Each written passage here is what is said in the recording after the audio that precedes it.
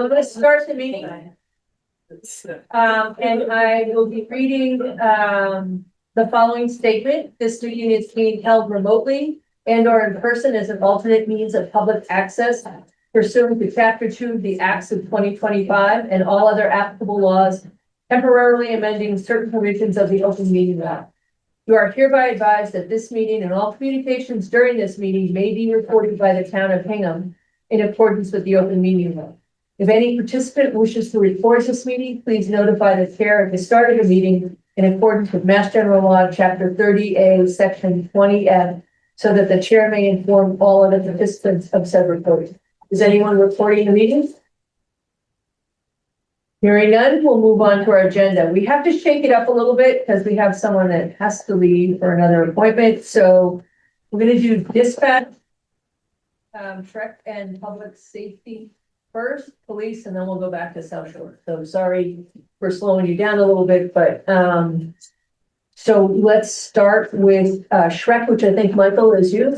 Yeah, I'm standing for Tina, and Shrek is not the ogre that lives in a swamp. It is the South Shore Regional Emergency Communication Center 911. And Almeo is the chair of a four-person, four-town committee that oversees the 911 service. And what we get is a straight allocation. This year, our allocation is just over $1 million, $1,090,100, which is a very. Katie, can you bring up the third vote? Oh, sorry. Yeah, that's no worries. I can go there. Which is a very small increase relative to last year, because the other three towns in the consortium had higher volumes. So don't get too excited about the very small increase this year. That could jump again next year. And Katie, I don't know if you have anything to add or if anybody else has any questions on it.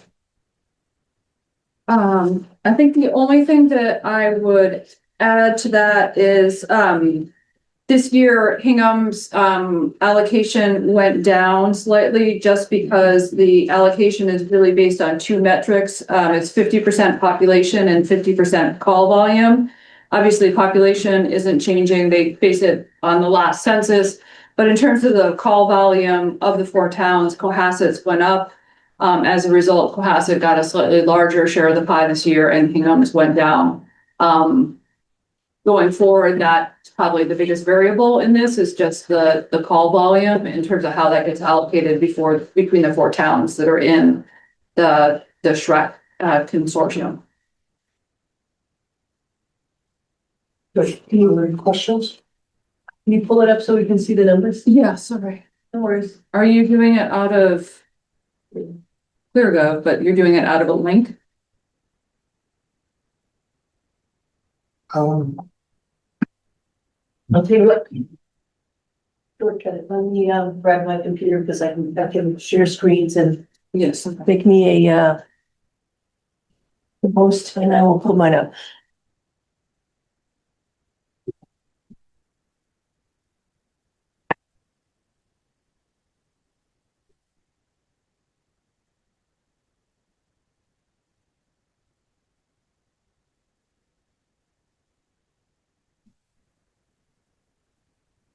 Yeah, the dispatch services Shrek budget, if you're looking at it online, it's just all straight expense. It's a straight allocation.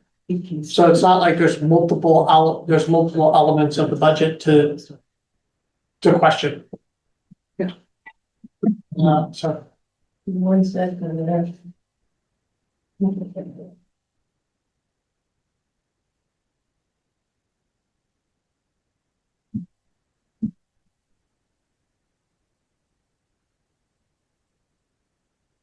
Themselves. Yeah,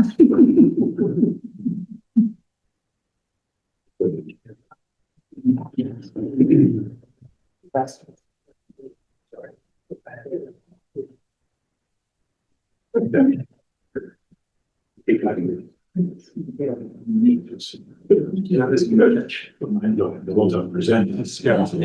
No, That's 26, though.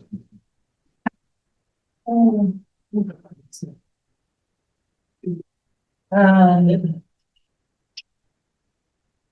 can make me co-host, I can here.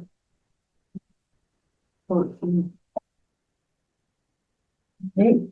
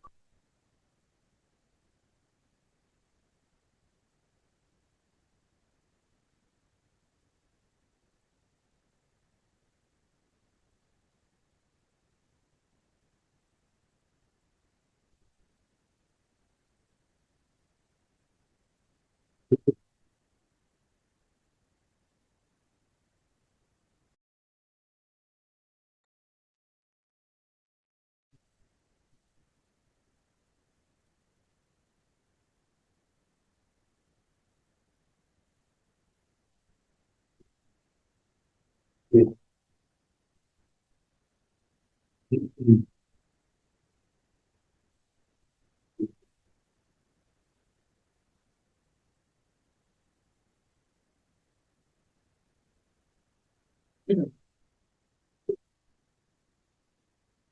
we go. All right. So that was Shrek. Dispatch services. Right. Well, I see your point. Figure number. Yeah, there you go. So, are there any questions, comments? I recommend requested budget of $1,090,100. Thank you. And I think you're gonna stay on. So we'll go to public safety utilities, which is another pretty straightforward one. Public safety utilities covers three expenses. The vast majority of it is around $400,000 for water for our fire hydrants. And the next largest amount is about $132,000 for electricity for our stoplights and traffic signals. And then there is a small $20,000 or so that is related to custodial services, 15 hours a week for the new public safety facility. It's just for the new public safety facility. The other facility have their own, because the other fire departments have their own custodial budget.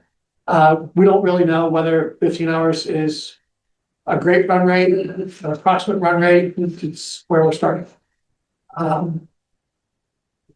So the 15 hours, I think, are covering us from a custodial perspective. The utilities are the one where the run rate is a little bit more unsure. It's a new building. And we've budgeted $100,000 for utilities. When I went in and looked at where we were year to date, we haven't had a ton of a trend line in terms of the utility bills, both electricity or gas. So we are going to basically go through this cycle and take a look at it at year end once we've gone through a full heating and cooling cycle. But right now, what I saw in terms of electricity at halfway through the year, it was looking like the run rate on that was going to be around $60,000. So I think we're fine in terms of where we're budgeting, at least for utilities. But again, we'll know more after we get through this full season. Thank you for that clarification. Yep. So you see two line items. One is utilities electric, 132, which is the traffic lights. And the other is $103,000 PSF utilities, which is the what Katie just described. And yes, and then there's the custodians. Are there questions on this topic? I have one, Michael. So who are we paying for the water? The water goes to Hingham, Weir River. Mike, is this a metered number? How do you come up with 412,000? I mean, I don't think you could meter it unless fire engines meter it for you. How do we figure? Yeah, I don't know the answer to that question. Cheaper. I think that's. I think cheap. Yes. Yeah, sorry. Can I ask a question? Sure.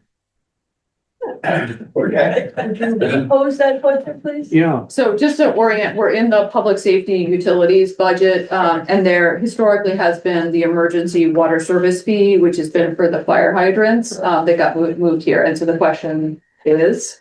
how is that metered through the fire engines? How do we know how No, much? so that's actually that would be better for Russell to answer, but usually what we'll do is when we use a hydrant, then we notify him and he'll go and check the total levels beforehand or anything else when we could, because this is us connecting directly into a hydrant. So there's no meters on it that show what it is. So he estimates the amount that was used during that time. Okay, So all right, thank you.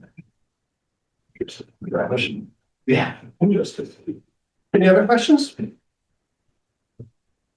The department requests a budget of $412,000, representing a 3% increase in expenses, and $261,347 represents a 3.8% increase in other, representing a total budget of $673,347, which I am pleased to recommend.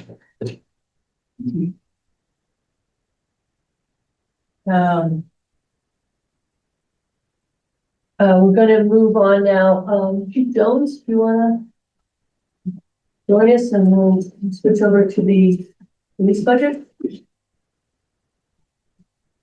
Okay, so this one's mine. We have Chief Jones, and we also have in the back Deputies Petit and O'Shea. So the police budget, obviously one of the town's biggest budgets for good reason. First year in the new facility, 53 full-time officers, 3 civil service staff, and an $8+ million budget. So if you would turn right into the budget, Carol, and I'll go through that, and then could stop and be questions with Chief Jones about the budget, about other things that you might want to take a few minutes to talk about a few things going on in the department. So if you would scroll down to, well, actually, just leave it as is. I'm going to just describe it first, then we can go to line items. So I'm going to take easy to difficult. The expenses part of the budget is, I would say, largely flat. If you take all the items that are in 26 budget, those in the 27 budget, those items are largely flat, except that the repair and maintenance for the building is now out. It was only 5,000. That's now in the budget that was just discussed. And then there's one new line item for health screening as part of the new collective bargaining agreement. That's 30,000. So net with a few other adjustments, the total expense budget is up by 30,000, and that's about a 6.5% bump up. Where it gets a little bit more confusing is in the wages. And big picture, when you look at clear job, wages looks like it's up by 12-ish%. What my good friend Katie hopefully will tell us if you have questions for her is and we've talked about this a little bit when we talked about the Article 4 numbers from 26. So every time you're looking at the police budget each year, and you try to compare the line items that are part of wages and then the bottom line wages, looking at the line items themselves, overtime is usually under budgeted. So when you're looking at the budget for 27 and you try to look backwards to what it was for 26, 25, it's difficult to compare it as apples to apples because as we get to the end of the year, if you all remember, because we don't fill all our full-time positions, we usually move money from full-time wages to overtime. So overtime, you'll see in this current budget has been budgeted up from last year because of the contract. Wages, similarly, when you look at wages, they're always going to be a little bit higher in the budget and they drop down because we move money to overtime because we haven't filled all the positions. The overlay this year that makes it even more difficult is that the 26 budget, you try to look at that and compare it to 27, 26 budget doesn't have the new collective bargaining agreement in it, even though the collective bargaining agreement, once completed, was effective back to the beginning of this fiscal year, so July of 25. So you'd have to take the fiscal 26 column and kind of add Article 4. And to even be complicated a little bit more, Article 4 last year not only anticipated what the bump up was going to be for 26, but also some back pay for the year before 25. So I can go through, and I will in a moment, just a little bit of the detail. But if you look at the bottom line, personal services, it goes from round numbers 7 million in 26 to 7.9 million in 27. That's a 12.5% increase. In reality, when you make the adjustments I've described, it's probably about 3.5%. So if you would go up to the very top of the personal services and take a look at wages full-time, so that's a 10.5% rounded increase. It's really not that much because you have to add a portion of Article 4 into 26 column to make an apples to apples comparison. You go down one to clerical services full-time, that is apples to apples, and that is step increases, and that is, not a massive portion of the budget. And then go down to overtime. And just stop right here for a moment. So second column from the left is 25. It's the actual. So if you were to go back in time and look at the budget for 25, it was $507,000. The actual is 940. That's because we moved money from wages to overtime. Last year's budget was 552. We know when we get to the end of this year, it's going to be a lot higher. We're going to move money from wages again. This year is being budgeted higher, I think, to reflect the new contract. But overtime, just in case anybody's wondering, base pay plus education incentive times 150%. The rest of the line items are not big movers. There's a couple like shift differential that has a bigger percentage. Again, that's because of the contract differences from with the new collective bargaining agreement. So I want to stop for a second and just ask Katie if I said anything completely wrong. No, you actually did an amazing job. So, But what I didn't do is come up with my own spreadsheet to show you the 3.5%. And I probably should have done that. I was doing my that job, but it's difficult even looking at Article 4 from last year to know how much of that is the year before and how much is this year. Anyway, so I'm gonna stop. And first, before you ask questions about the budget, let Chief Jones address any things he wants to about the new building, recruiting, or anything else he wants to cover, and then we can go to questions to him about anything. Great, thank you. So two things I just wanted to touch on, and they sort of relate to each other. Number one, the new facility that we're in has been a huge morale boost to our officers and staff. Made comments like if they transferred to a new department, that's how different it feels being over there. So it really made an impact on the officers that we have already as far as retaining current employees. It's also become a tool to attract new employees. That facility is state of the art. It offers a lot of amenities and things that the station when it was here did not and could not. So it's really made itself a recruiting tool too, to bring in new potential hires as lateral transfers from other agencies. So that saved us a couple things. It saved us 6 months of police academy, 3 months of field training, so almost a year shaved off getting somebody on board and counting towards staffing, which is huge for us if we're able to attract those type of folks. Second thing is the potential warrant article coming up to remove our department from civil service. What we're hoping that's going to do is make it a lot easier for us to recruit quality candidates. Civil service has been very restrictive in how we're able to hire and really hamstrung our efforts to bring our staffing numbers up to where they need to be. It's made it really challenging to manage that overtime, but we do have a minimum staffing level on the road for police officers on the road. And we have to fill open positions with overtime a lot of times, because we don't have the staffing to fill the shifts normal.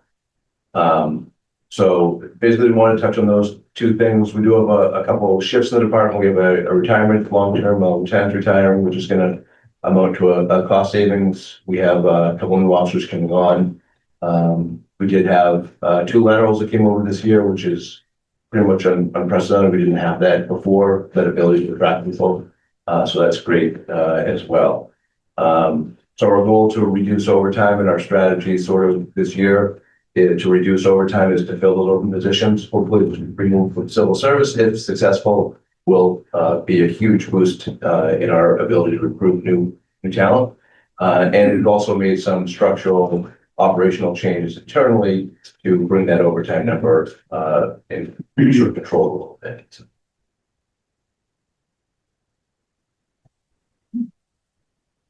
She's the chair, not me.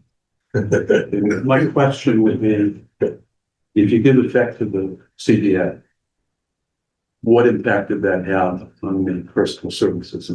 So it's not relevant to several of the line items like educational, longevity, but on the contractual pieces of this, which I gather would be wages full-time and overtime. How much of that change we're looking at? 10.3% for the wages and 58% for the overtime is accounted for by the bump that came from the new contract. So I think unfortunately on wages, as Steve pointed out, like the wage increase that you're looking at, that 10.3%, the percentage doesn't, you're gonna have to move up Article 4 into that wages full-time in order to be able to make the direct. So from 26 to comparison. 27, Brian, it's about a 3.5% increase, something like that. Big picture. You can't rely on this clear gut for the reason I described. And what drove that was headcount down? Because everybody involved got a pay increase, right? There was So a COLA increase, right? A COLA increase was part of the contract.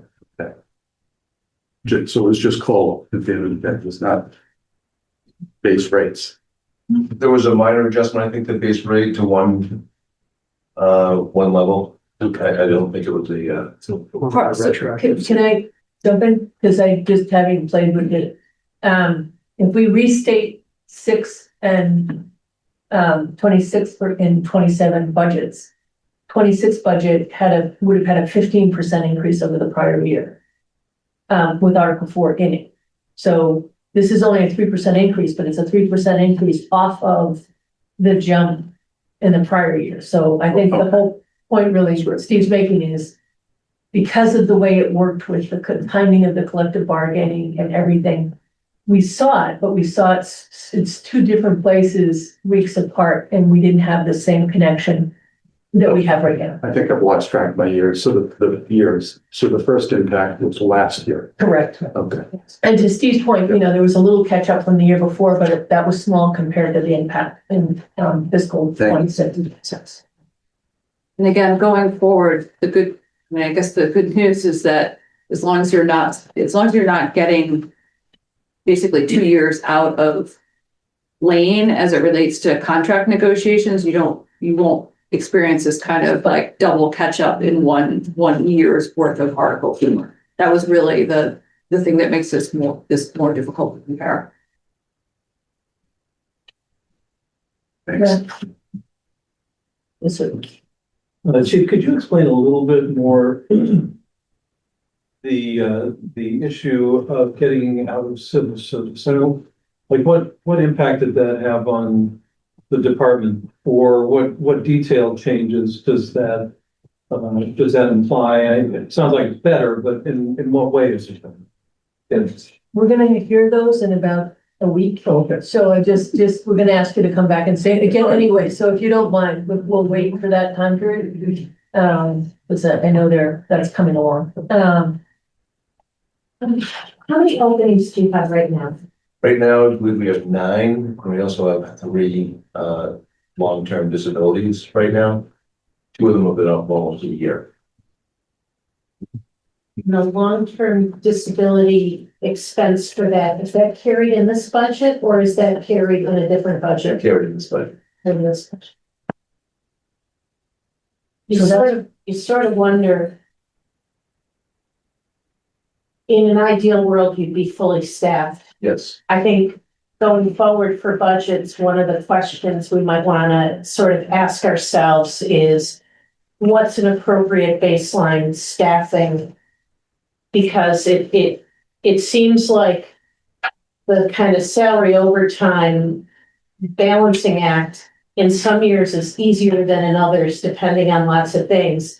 But you just have to wonder after many years where the department continues to have openings, if we're putting unnecessary budget pressure on ourselves to assume that we will be fully staffed every day of the year. Just maybe something to consider down the road. I have, one for you, the contract. So I know that would have, that goes back to July 1st of 24, the beginning of the contract. What's the duration? When does that terminate? It's a three-year contract. 3-year contract. I don't know enough about collective bargaining, so it seemed it really settled at the very end of that year. Is that common, or is that maybe should have started earlier, or what? It's not typical. This one was few long delays, Okay. scheduling conflicts and things between the personnel board and you, things like that really dragged it out. And then there was a lot of back and forth on what was happening on what's being asked for on both sides. So it took longer than usual. The normal, okay. Great, any other questions, Ms. Brenda?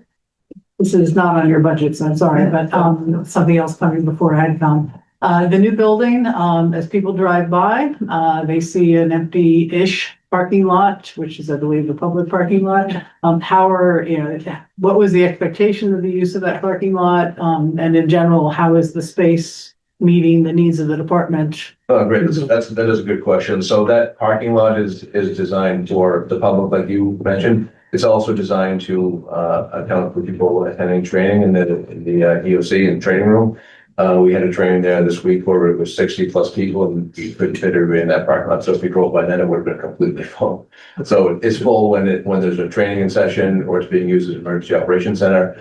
But a lot of the times it will look empty because everybody's parked. Employees are parked in the garage. Right, so employee parking is somewhere else. Is Yes. what I thought. Okay, fair enough. How often do you think trainings, again, obviously the building's new, it's newly available as a training room. What are you hoping for over time in terms of how often it would get used? It's been an incredible resource for us being able to send officers in our own department rather than having to pay them to go sometimes halfway across the state to go to trainings. We're using it a lot. We had 2 trainings this week. We've got I think 1 to 2 next week as well. So between us and fire, there's pretty busy now. Thank you. Just a follow-up question to Brenda's question. Do we make money on that training room if we're hosting other departments, or does that happen? It's not really making money. So what basically happens is if we do host a training, they give us a certain number of seats. So we're allowed to send officers that come off their seats. So it's reciprocal, basically? Yes. Okay, thank you. Go. Any other questions? Okay, so, you might remember from, Mayo describing to us the adjustments, the handouts that we got. I think he was describing it to the select board, but we got the handouts, from Carol on the 27th, and there are 2 line item deducts to the police budget that are not yet in ClearGov, and Right. 1 line item addition, that if you look at them, they net out to a overall $35,000 negative, if I have it right. So I'm going to read what's in ClearGov, and I'm going to also say that that's subject to the changes that will be forthcoming that Tom has given us. So the police department request for personal services wages is $7,925,344. Expense, request for, police department is $497,000 for a total expense, total budget, not including capital outlay and not including the three adjustments I just referenced, is $8,422,340. Thank you.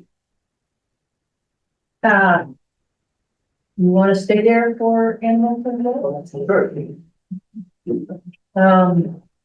Elaine, actually, unfortunately, Leslie Badger, who is our animal control officer, is ill tonight, so she can't make it, but, Chief has kindly agreed to answer all of our questions. Best I can. No, I'm just kidding. It's okay. Want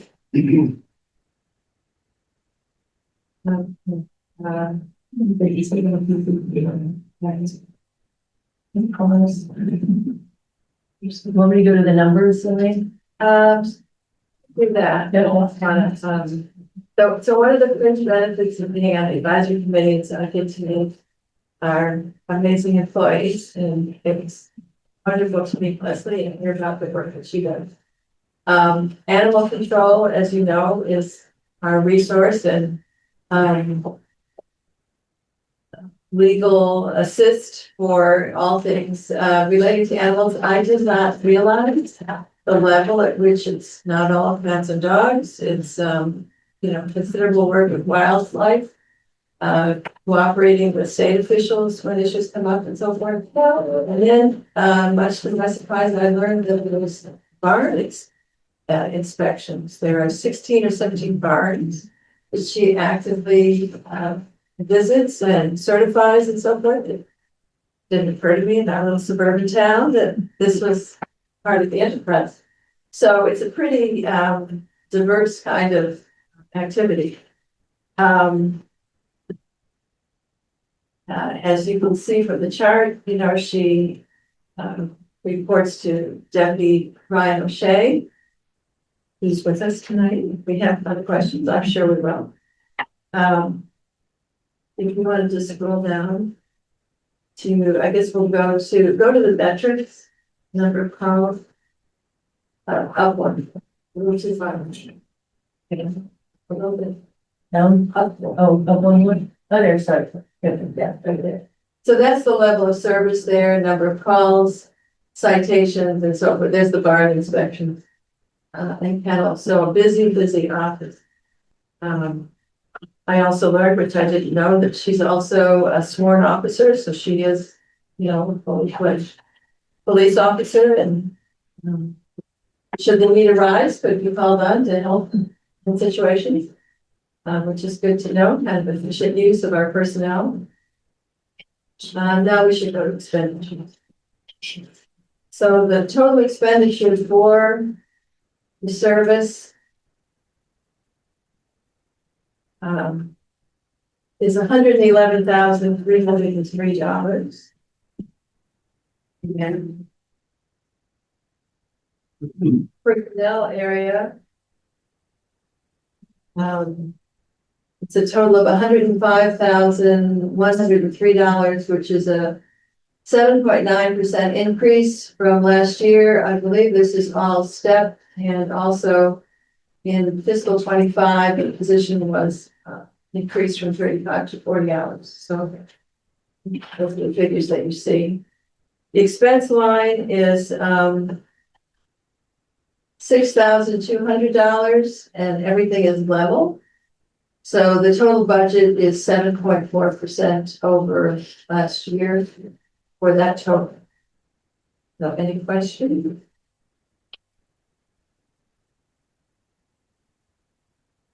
I'll say that she actually does enforce the off leash in case anybody's in Fairfield Park. Yes. I had a neighbor, wasn't, we had a neighbor that, had their dog off leash on the wrong day, on an odd day instead of an even day, so. She very nicely didn't cite her, but she got a warning. That is a nice city. It is. So no question. Okay. All right. So I recommend, the budget of $111,350 for the annual superintendent. Thank you. Thanks, Chief. Thank you. Coming. Thank you all. See you again in school service. Sounds good. Did it? Lost out. Yeah. Thanks you for your patience. George Hayes, I'm on So this is, South Shore Club, I'm joined by Kevin Whalen, and this is, for those who don't know, the chair of the Country Club Management Committee, George Kay. I'll give a kind of an overview of the budget. I'll let these guys talk about sort of what's going on, and then we can run through the numbers. This being an enterprise fund, it's self-supporting. So this is one of those budgets where we're not voting on the expenses, but all the expenses are supported by country club revenues, which for next fiscal year are estimated to be about $2.5 million. Over 85% of the revenue comes in from golf and golf-related activities. There are 130 unlimited memberships, 130 limited memberships. There are 800 people on the waiting list. For this upcoming year, the permit increase is about 3%, and the day rate to get on the course is going up about $5. Kevin talked when Ted and Tina and I met with them about wanting to stay under that $100 kind of price point in the area. The remaining, 12-15% of the revenue comes from the restaurant and the bowling. The restaurant is leased to Ironwood. They pay a monthly payment.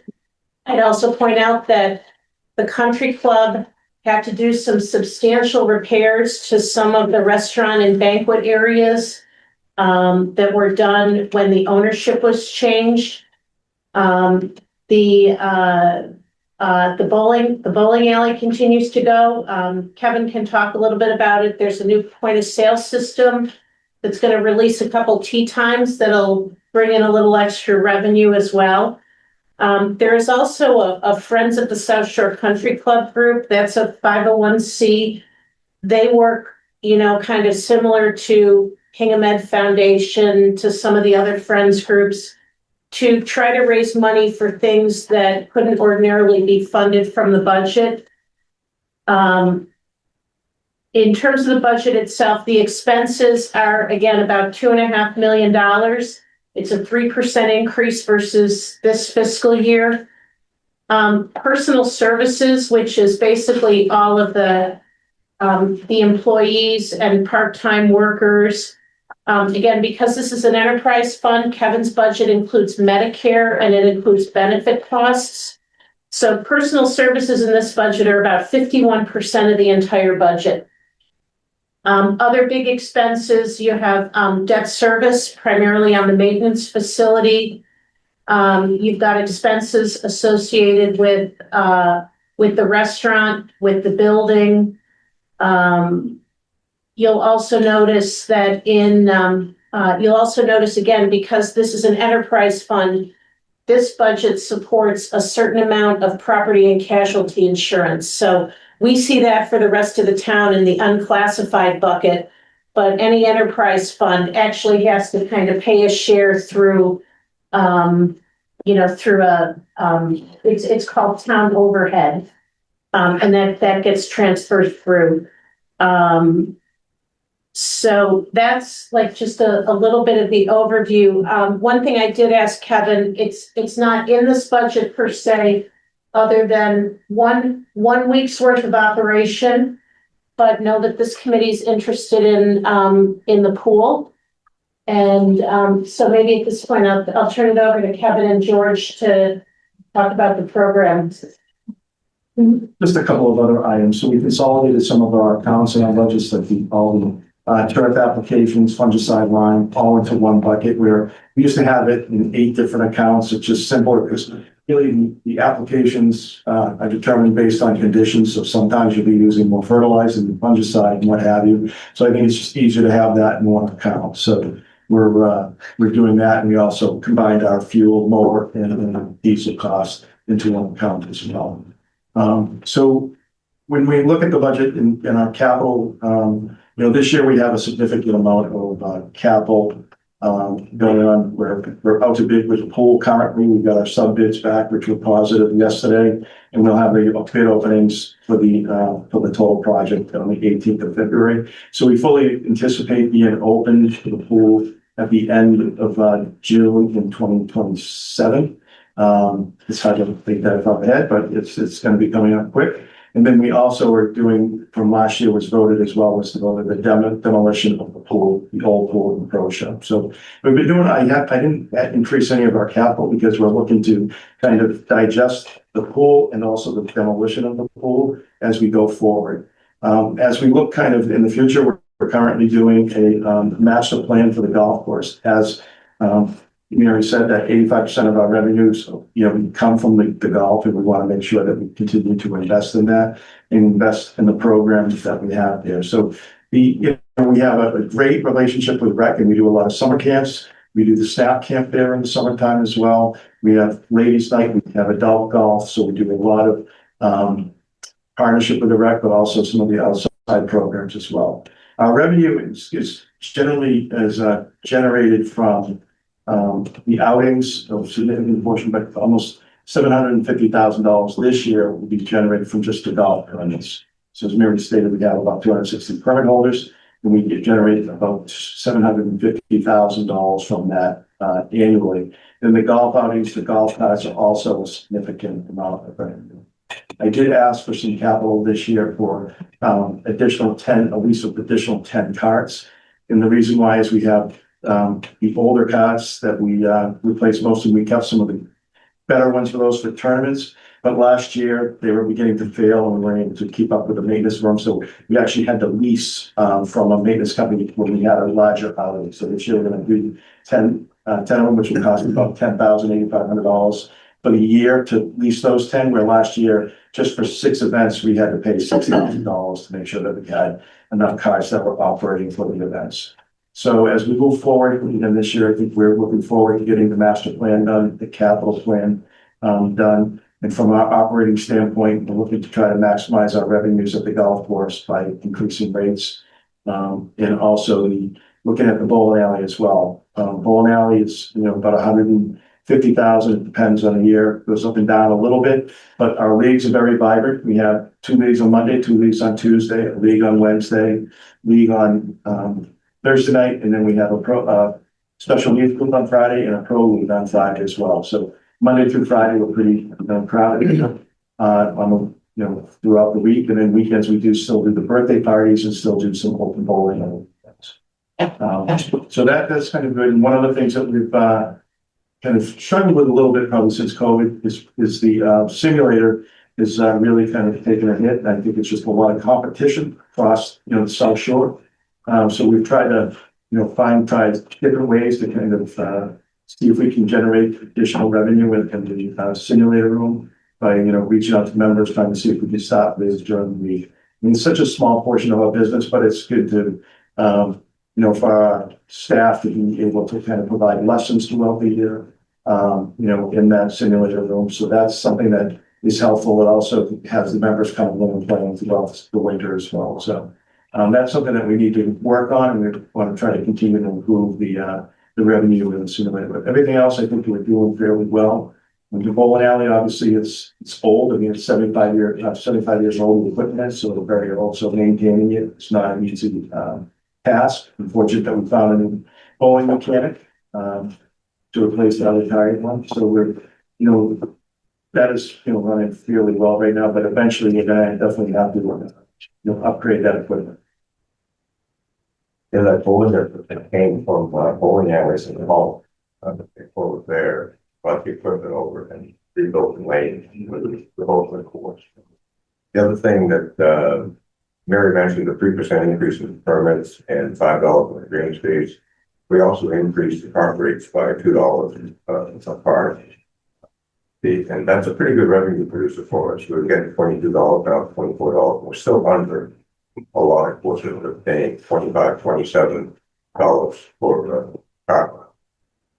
And I do have a line item in grounds, and we're gonna be on the, we're gonna be responsible for putting up fences and doing some of the landscape up the whole project.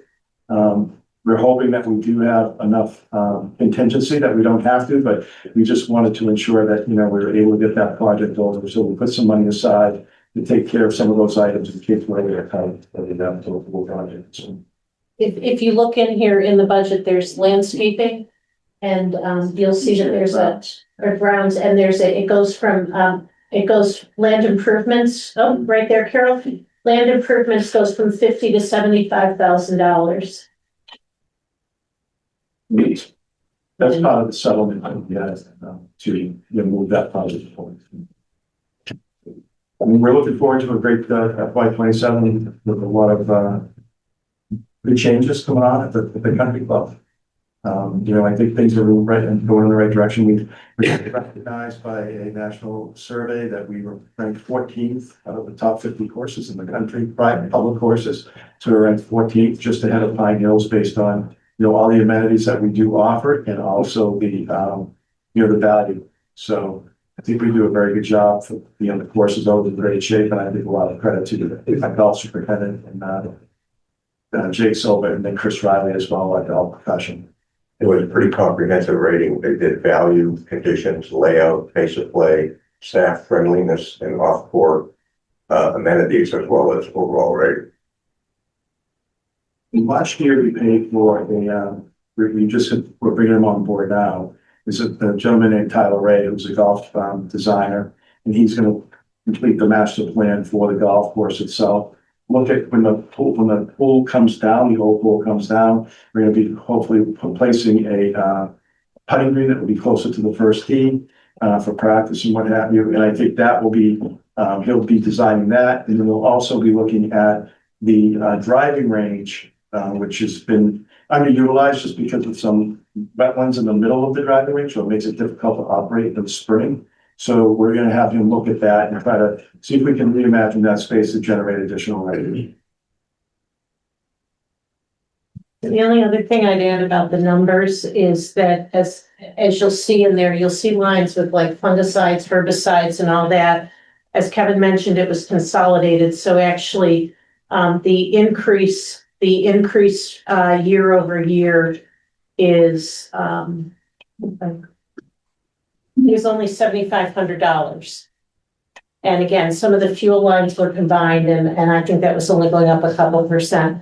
I just make one last point. We're going to be recommending just a one line item budget, but just to give you some perspective because of how we've looked at other budgets.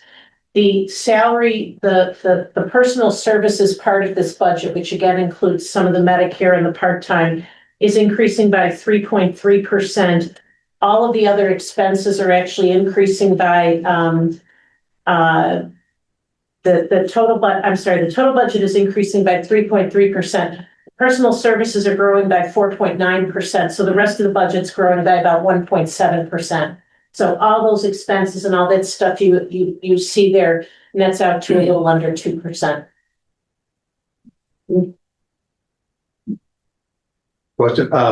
So what's the plan for the pro shop during demolition? So what we're doing is we're moving it up into where the bowling alley is, the lobby over there. There's a small conference thing in my office.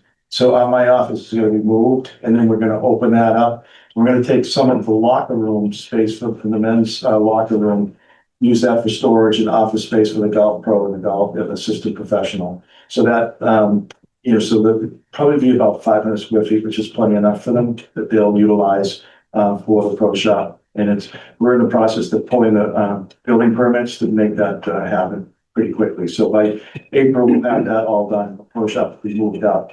And as we're decommissioning the old pool, because we have to move the irrigation, which I believe we're pretty much done with that. And then the biggest hurdle is going to be the final thing that we have to do is the electrical for the bowling alley building actually runs through the pole. So we're working with Hingham Light to redo the electrical, put another pole, do another drop in, and then rewire the service to the bowling alley in that building to maintain, continuity of electrical. we'll end up with 1 meter as opposed to, I think, 7 that we have now. So it'll be a lot easier to manage.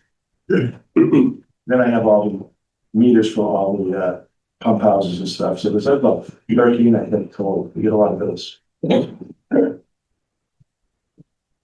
And Kev, I just have one for you, is the carts I know switched over to electric? So in the long-term plan of the master plan, and this will be helpful to the map, you have to get about twice the car barn size to move to electrical. So what we've done, and that's why we didn't purchase this time, because when you purchase they last about 7 years. So we were hoping that, we get that done before that timeline, that we can move to electric. Okay. So that's the plan. So once the demo comes down, and this gentleman who's doing the master plan, he will kind of lay out the space of exactly where that's gonna go and our need for that, and then move forward, hopefully in the next few years, building that. Great. Any other questions? Thank you. Recommend a budget of $2,455,456. Thank you, gentlemen. Thank you, thank you.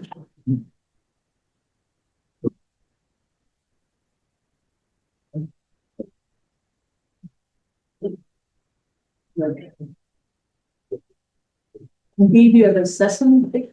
Yes. Now, Aaron? Thank you, Aaron. So I have assessing, and this is the top of the head, this is the lady. We have a 5-person department, from the head, 2 full-time, 2 part-time. You get real estate bills, you get excise tax bills, so this department is responsible for all the data, all the assessing. I don't think they do 100% of the billing, they don't do the collecting, but for real estate, they do the assessments and they track all the data for the personal property, which are in the businesses, for your boats and your cars. They assess, they tax, and they even get your vendor requests or your exemption requests. The budget is not all that complicated. Wages this year are up 1.9%, and that's from some step increases, and that's also offset by a retirement and a replacement with a lower level or slot person. And expenses are flat. There is one additional request, which I'm going to ask Aaron to cover, for some additional hours for one of the part-time employees. I don't want to talk about that just because I'm an abundance of caution. She's an next door neighbor. We see it's a conflict. I'm supposed to disclose, so I'm disclosing. So let me turn over to Aaron to see if you have anything to add that I missed, talk about the additional request, and to hear any questions from the AdCom members. I don't think there's anything you missed. Just I would say that we have a new board member this year, and she's really focusing on updating our website and getting more education out there, more transparency, more.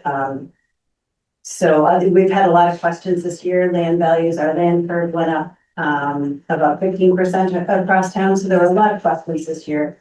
And so we're trying to get ahead of that and get people educated ahead of time.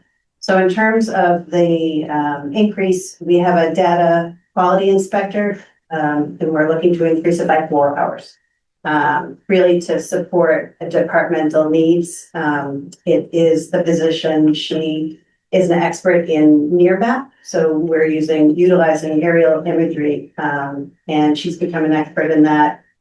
Where we're able to do a lot of our analysis actually on the desktop and not have to go out in the field, or we still go out in the field. But a lot of it can be done in-house, and then we can verify when we do go out. It saves a lot of time, and it saves a lot of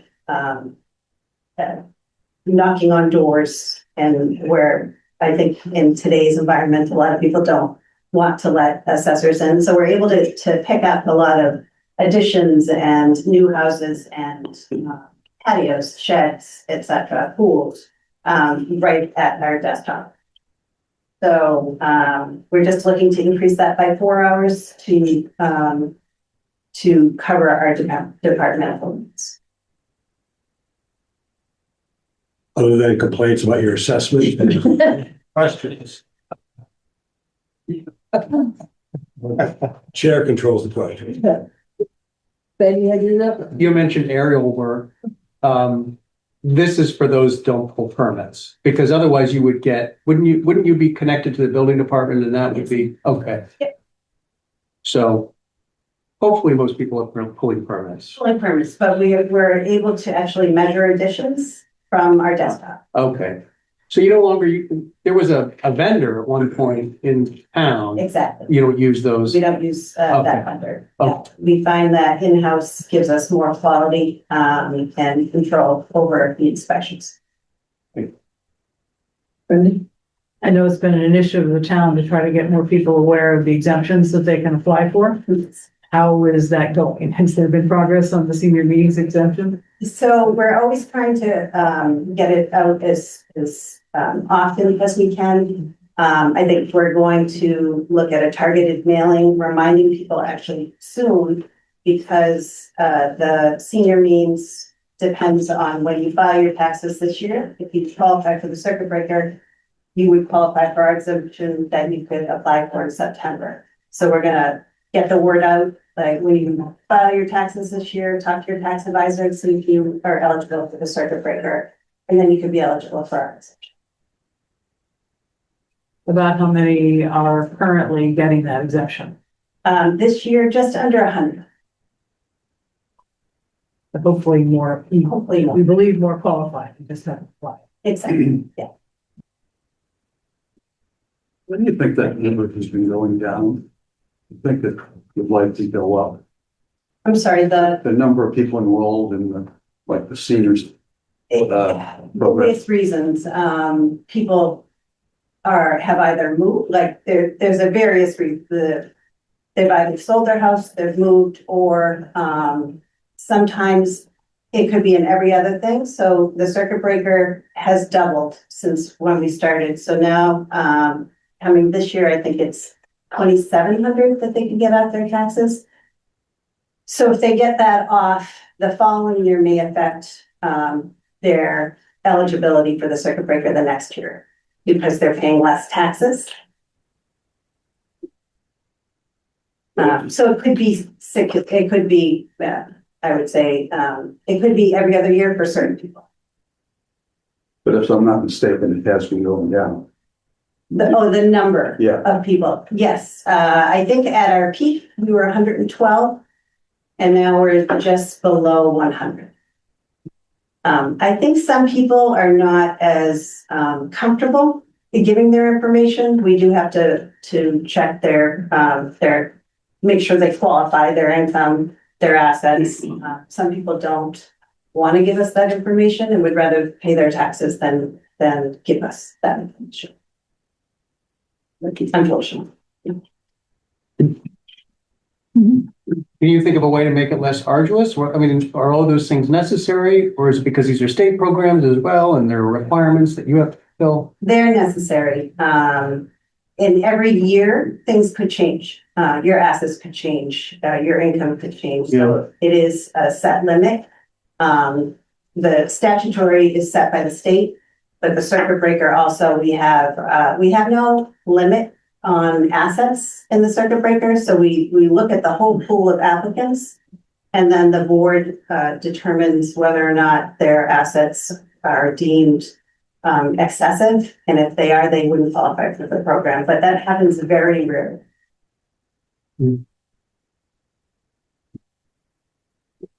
Just Aaron, follow up that with the senior means tax, isn't there part of the formula that has to do with the value of your home? So the value of the home as well, yes. So to the extent that home values continue to rise in Hingham, you could have people who might qualify 1 year, but if the value of their home increases, as we've seen so much appreciation, could that also be a reason why somebody might not qualify from 1 year to the next? It could be. The state also increases the home value limit. I think when we first started, it was around 800 and now it's it's almost 1.2. So that's always increasing as the values increase in town as well. But that could be a reason as well.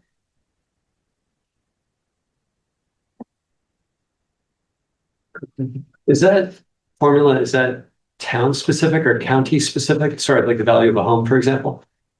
For the circuit breaker, Yeah. that's set by the state. So Right. we follow this circuit. So it's just all of Massachusetts, so you could be out in the Berkshires and it would still be Right. that 1.2 million Yeah. versus Hingham where Right. median value is high? Exactly. Okay, thank you. What is our average home value now? 1.36? Average, I believe it is 1.36. Okay. Yeah. Thank you. Any other questions?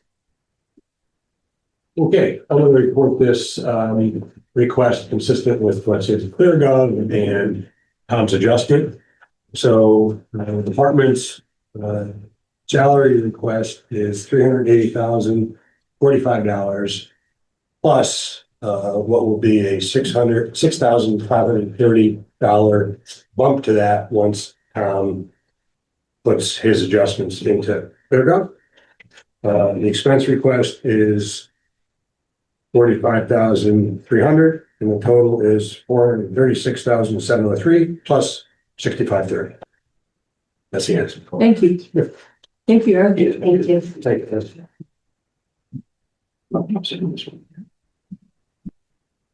Ben? Elaine? You're up for harbor master?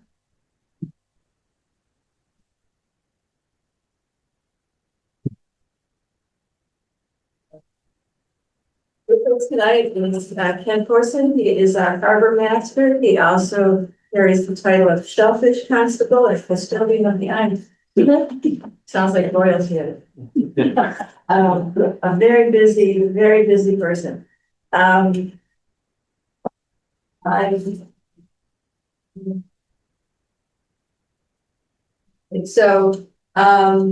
where you want to be. All right, that's the first slide. Take a look at the organizational chart to begin. So, this is just raise those so we can see all the positions. Yeah, a little bit more. Okay, so that's good. So obviously a lot of this is seasonal. I'm gonna let Ken explain those different positions because it's a fairly complicated staffing model. And you'll see later in the budget, I don't know what percentage, but nearly all of it is covered by the water risk fund. So if you want to just explain the positions, Ken. Sure. So, as you know, I'm the harbor master. I fall directly under Deputy Chief Ryan O'Shea. He's my direct supervisor. And then under me, I oversee an office manager, and our office is part-time. He does a lot of the mooring revenue collections, manages all the mooring renewals and stuff like that. The Deputy Harbor Master Mike Nash, it's a full-time position. We're asking for 40 hours, moving up to 35. And then we have three other categories of assistants. I'll start with the far left there. There's a 4 position for seasonal assistant harbor masters. These are non-police positions, but they're people that have been with us for a number of years, and we feel comfortable for them to respond to certain types of search and rescues. So they'll potentially be on the waterfront any evening, doing various tasks. We might be doing more permanent enforcement, but then they also have the ability to respond to certain types of search and rescues. The other one is harbor attendants. They're people that are really new. They might even be a senior going to college, and they're just like starting out. We don't really send them on any calls, but they're going to do pump outs, some different harbor tasks for us, stuff like that. And then we have on the far right, you'll see 9 seasonal assistant harbor masters. These are individuals that are qualified police officers, and right now we have I think it's about 6. So what we've done recently is we've started to tap into the patrol division of the department, and we have 4 patrolmen and then 2 sergeants that are working for me various times during summer weekends and stuff like that to help with the actual patrols and stuff like that. And then we have a couple other positions of people that are not with the department, but are qualified, public, police officers, and they fill those other positions. We used to have a model, going back 20 years ago, and it's kind of changed with police reform. We used to have, ability to have part-time police officers, and they would be college kids. And we hired them, sent them to a part-time police academy, and then they would help us with some of that law enforcement stuff, but that's no longer permissible now with, police reform. So we're slowly starting to change the model and make sure that we meet all requirements of having, certified, trained police officers out there, but then also trying to make sure we meet the need of, the duties and stuff that don't require a police officer. And that's where you'll see, these other assistants that are not certified police officers. Any questions about the staffing before we get into? I have one. And I could have my timing way off, but did the deputy harbor master, did he go through the police academy? So we're working on that now, try to get him enrolled and so forth, but he will be attending. And I believe that's the position on Tom's chart. Is that correct?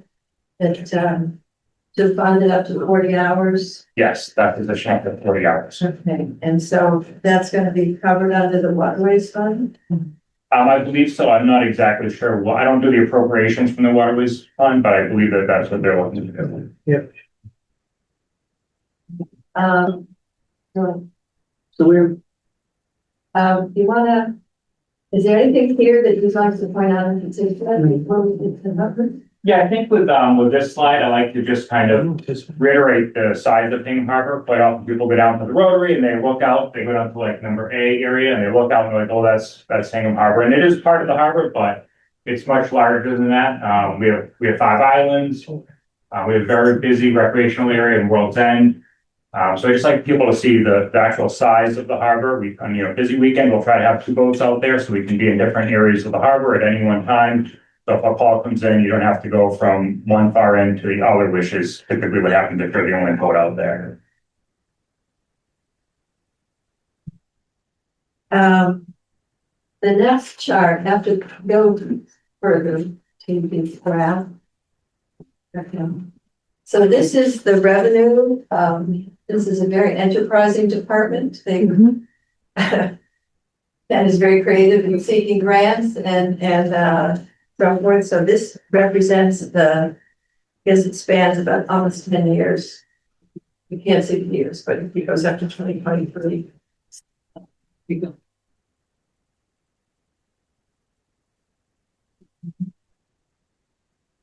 And then let's go on to the numbers.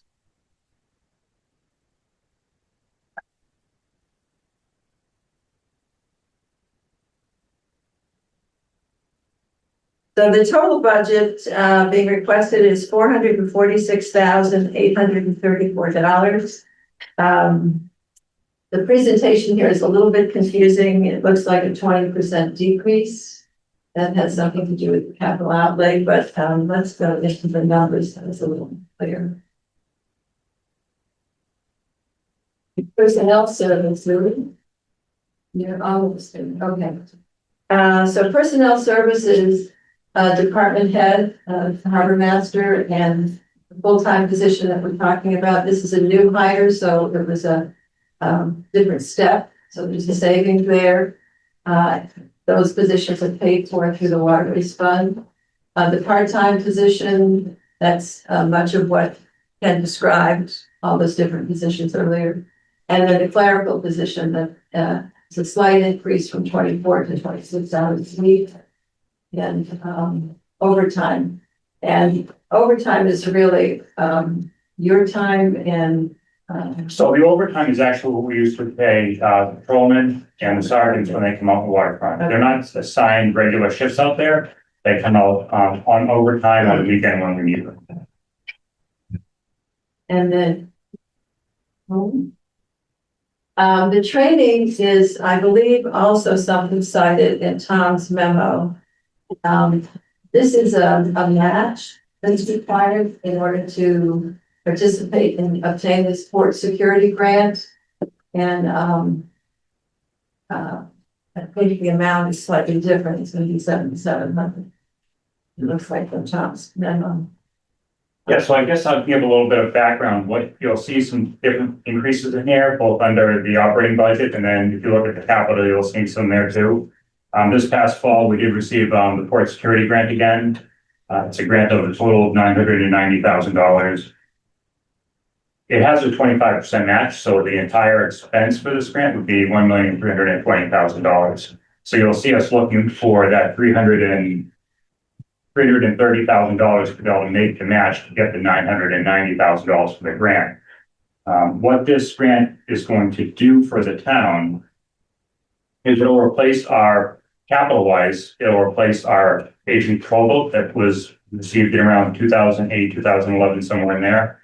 That was also through a port security grant. That was 100% funding. There was no match for that boat at that time. But the town's done a great job of maintaining it, but we're getting up to the point now where it's time to start planning and replacing it before the boat we have is no longer going to be in service.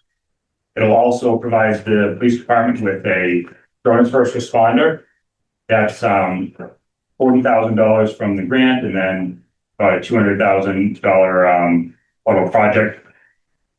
Our first responder will essentially, it's not going to replace the program the police department has now, it's just going to add on to it. So what would happen with this program is it would be a drone that would be stationed at the police department. Call comes in through 911 and it will be activated and it would launch on itself and then fly to the designated area where the 911 call comes in. And then it'll provide the department with on-scene real-time information before officers even get there. So autonomous, it doesn't require people, but when officers get on scene, if they're trained, then they can actually take over the drone. And if they don't have the ability to, they can launch another one and that can return automatically, go back, charge up, and be ready for the next deployment. It'll cover our entire waterfront and it'll cover a good sizable amount of land within the town. It's got about a 4-mile radius. So if you picture the new police department, about a 4-mile radius, that's what it has. The flight distance. It can go a little bit further, but that's got to make sure it can get back on one battery. And that'll also have a UAS detection, which is basically like a drone detection. So if we have, 4th of July parade, we'll be able to detect if there's other drones in the area that could be a problem. We'll know what's in the air, what's flying, what's operating, which is something that's becoming more and more important now. That's drones becoming more and more prevalent. It's also going to offer 3 different training courses to the department. It's going to offer pursuit and stop. That's going to be tactical operator course, and then also a homeland security course. So these total $90,000. We have a town match of about $22,500. So that's where you're going to see these 775s. Right here, we'll see the training budget go up. That's not to pay officers, that's to conduct trainings. We'll be able to do them right here in town in the new EOC with easy access to water. And we're looking to, train all the police officers that presently are working on the water, make sure that they have some of these basic training courses that they need when they go on duty. But then we also got another $30,000 for that kind of overfill to be able to pay the officers to go to the course if they're not on shift. And if they're on shift, we can send them to the course. And then we can pay for the backfill, bring someone else until they're on land duty. So those are all the different aspects of that grant. And that's why you'll see, for instance, that training going up this year. I think the way they want to do it, they're going to try to fund all the trainings this year. That 685 would be one training, but then Tom has allotted some other funds, I believe. So that we'll pay for all the trainings this year, knowing that we're not going to be able to do them all this year, but then I'll be able to encumber the funds and do them the following year. I know that was a lot. Is there any questions about? Good job on the grants. Yeah. Great. Quick question. This includes the shipyard, your territory, because I know we kind of abut Weymouth there. Like, how does that work? Oh, when like the waterway intersects with Weymouth in the back river there. Yeah. You mean? Yeah, so Weymouth is kind of past the back river. It's an imaginary line down the middle. We work closely with Weymouth. If we're in the area, we'll respond to one of their calls if it's on their side, or vice versa. They'll respond to one of our calls on the other side until the other gets there. And then the same thing happens with Hull. Hull's a little bit, doesn't really come over into World's End, which is a very popular area. We have 400 boats in any given Saturday or Sunday, so they try to stay out of there, and that's really our responsibility. But he's there to provide some assistance if we need it. Thank you. You're welcome. I saw on the slides that, dredging is coming up. Yes. And I just wondered, I know it's, probably things are preliminary, but I was just wondering, like, kind of, order of magnitude, do we know what that might be? Have we started? Do we have any funds set aside through like the waterways or anything to defray the cost? I know the last time we dredged, you were great, and I think you helped the town get a grant where I think 50% of it was covered. Yeah. And I also know the cost has gone up, so just like, what can you tell us about the upcoming dredging? Sure, so you'll see a very large placeholder of 10 million, and that was done a couple of years ago, taking kind of all the worst case scenarios with budgeting for this. High count rate for the quantity of material that's removed, a high count rate for mobilization, which can be $500,000 just to mobilize, and then looking at the fact that there could be potentially no projects out there, and that runs the numbers up. So they looked at all these different things and said it could be that high. Now we don't anticipate it being that high. Certainly hope it won't be.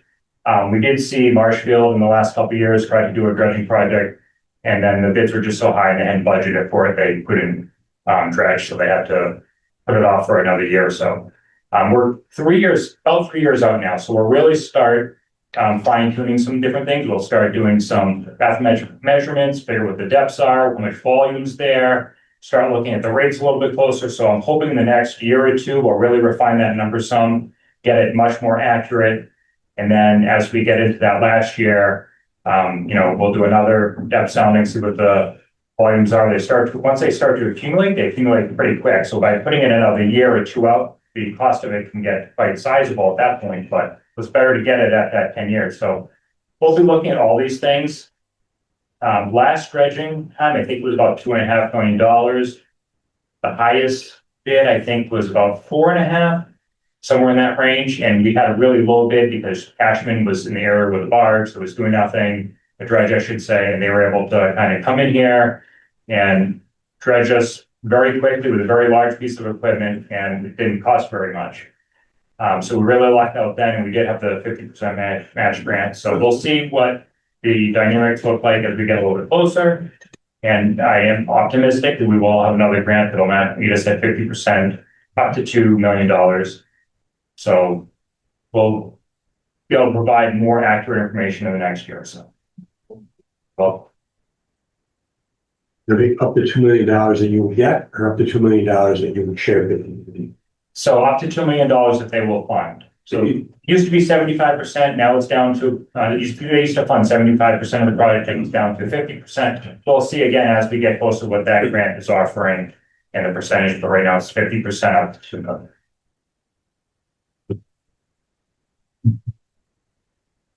$2 million. So we'll move down, that was expenses, okay, we'll go to, total expense. Where do you want me? I'm sorry. Yeah, right there. Okay, so expenses, repairing. Sorry, yeah, okay.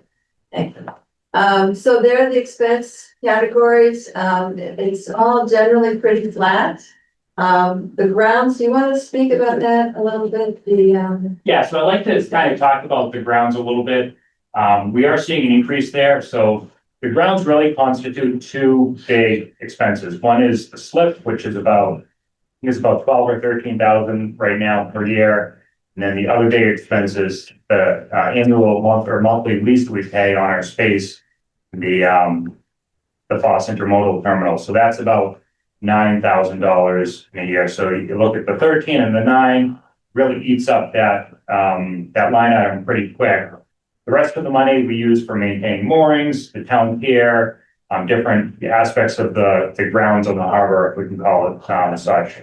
So it looks like a big number, but it gets eaten up pretty quick with those two large expenses. And again, you're seeing the increase for the slippage for the boats that we keep in the shipyard. That's what the big increase is right now. Level surfaces. And the other slight item is in-state travel, a 25% increase of $200. So, if you just keep scrolling down, you want to talk about the workshop? Yeah, I want to correct myself. So this 24,000, this is the line item that's actually going to fund the training. So the other one was to fund the personnel to meet the backfill and overtime. So that's going up to fund people to go to training, and that'll match the 30,000 for the backfill and overtime. This here is going to match the $90,000 for the training. So what these trainings will be is we will bring people in from out of state that are trained. They're trained trainers, and they'll teach the officers the different things that go on the boat. There'll be classroom sessions, they'll be on the water sessions. So this will be that component, for match the $90,000. Does that make sense?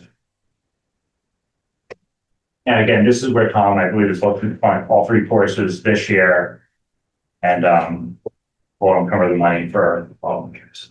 I don't know if you can see it because of the block there, but it's port security training and anti-terrorism. So, fairly significant. And so the total expenses are $116,135, which is a 28% increase, largely driven by the workshop that Ken just explained. I was gonna say, Ken, I had a quick question. The 21% uniform allowance, that was part of the collective bargaining agreement, is that correct? Or was that different? I don't want to say that it's part of the correct collective bargaining, but it meets some of the things that the officers will need on the waterfront. It covers my uniforms, it covers what they'll need. So it's covering and also for the part-time assistants. So it covers quite a large number of people. Yeah, I know the grand scheme of things, that's number 2, but percentage wise. Yeah, we're actually meeting our full uniform and allowance with the grant we received the previous year, which is helping to sub. So this is actually matching the grant that we got last year to make sure we have all the uniform equipment that everyone needs. And I'd like to add, you do an amazing job, Grants. Like a totally amazing job. So thank you for that. Thank you. So, keep scrolling. I think Ken explained about the new vessel and the funds that we're looking forward to. The total expense for all of that is $443,769. That's a different $443,769, which represents a significant drop due to the capital outlay. Right? It's the biggest impact. I tried to do some figures to see without that. It seems to me the budget's about 8%. Maybe I think increase over last year like that. So, any other questions? So, give me the final numbers. So I'd like to recommend program out all the way to the bottom.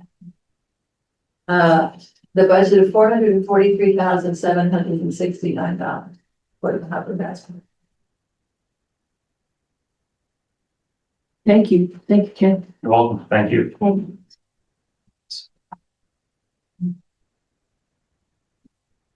Yeah.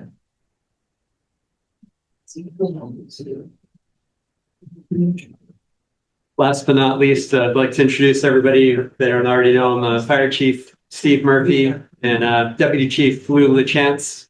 Gentlemen, thank you for your patience, by the way.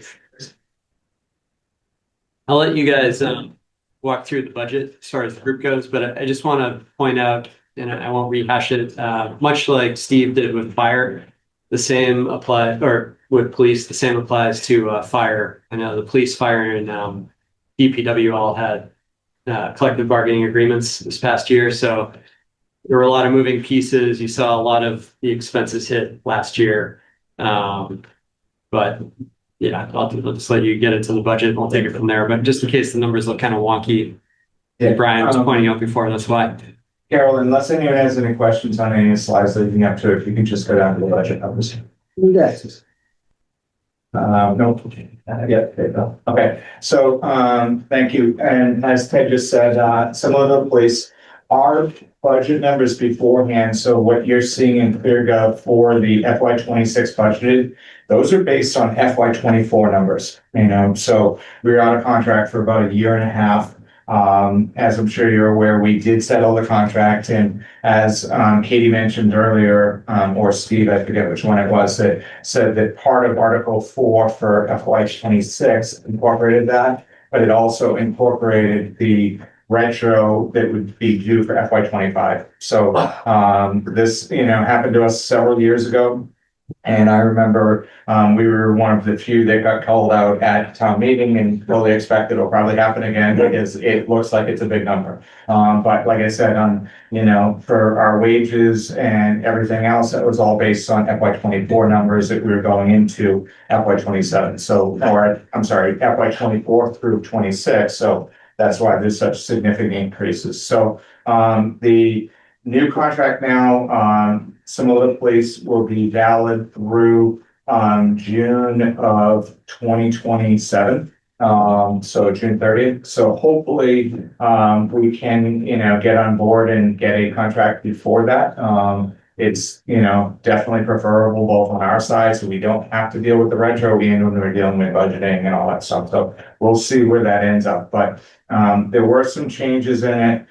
Specifically, if you're looking at the contracts, obviously wages had the biggest increase. With our wages, we also have some, grade position changes. So firefighters that are going from one step up to the next. We also did have, during that time, we've had some members with more seniority that had left due to retirements or anything else. So that's why the 10.8% number that you're seeing in there, that reflects all of that.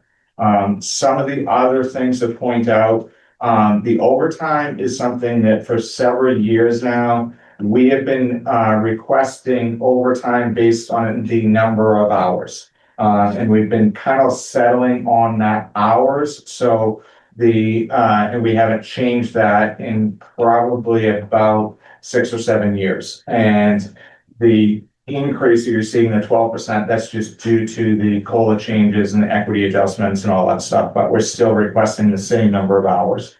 What else is different? The EMT differential, there's a big jump in that, the 46%. One of those is some new positions that were part of the latest CBA. So we added those into that line item. It just seems to make sense. So it wasn't really the other positions that were already covered under that, didn't actually take any changes, but it was just the fact that we added a building maintenance coordinator actually a couple contracts ago, but we never actually spelled it out in our budget. And then we added the training coordinators with this last contract. Training is something that if you look at our last year, which I don't actually have, last year, Michelle actually reduced our budget by about $80,000 from our salary side. And she took that from our training budget. And what that does is that is the account that we pay someone to either provide coverage. So if we have an on-duty member that is scheduled to attend the training class, and we have to fill that class with someone else, then we pay that coverage out of that training account. Or if the member is taking a training class while they're off duty, then per the contract, they're paid overtime to do that.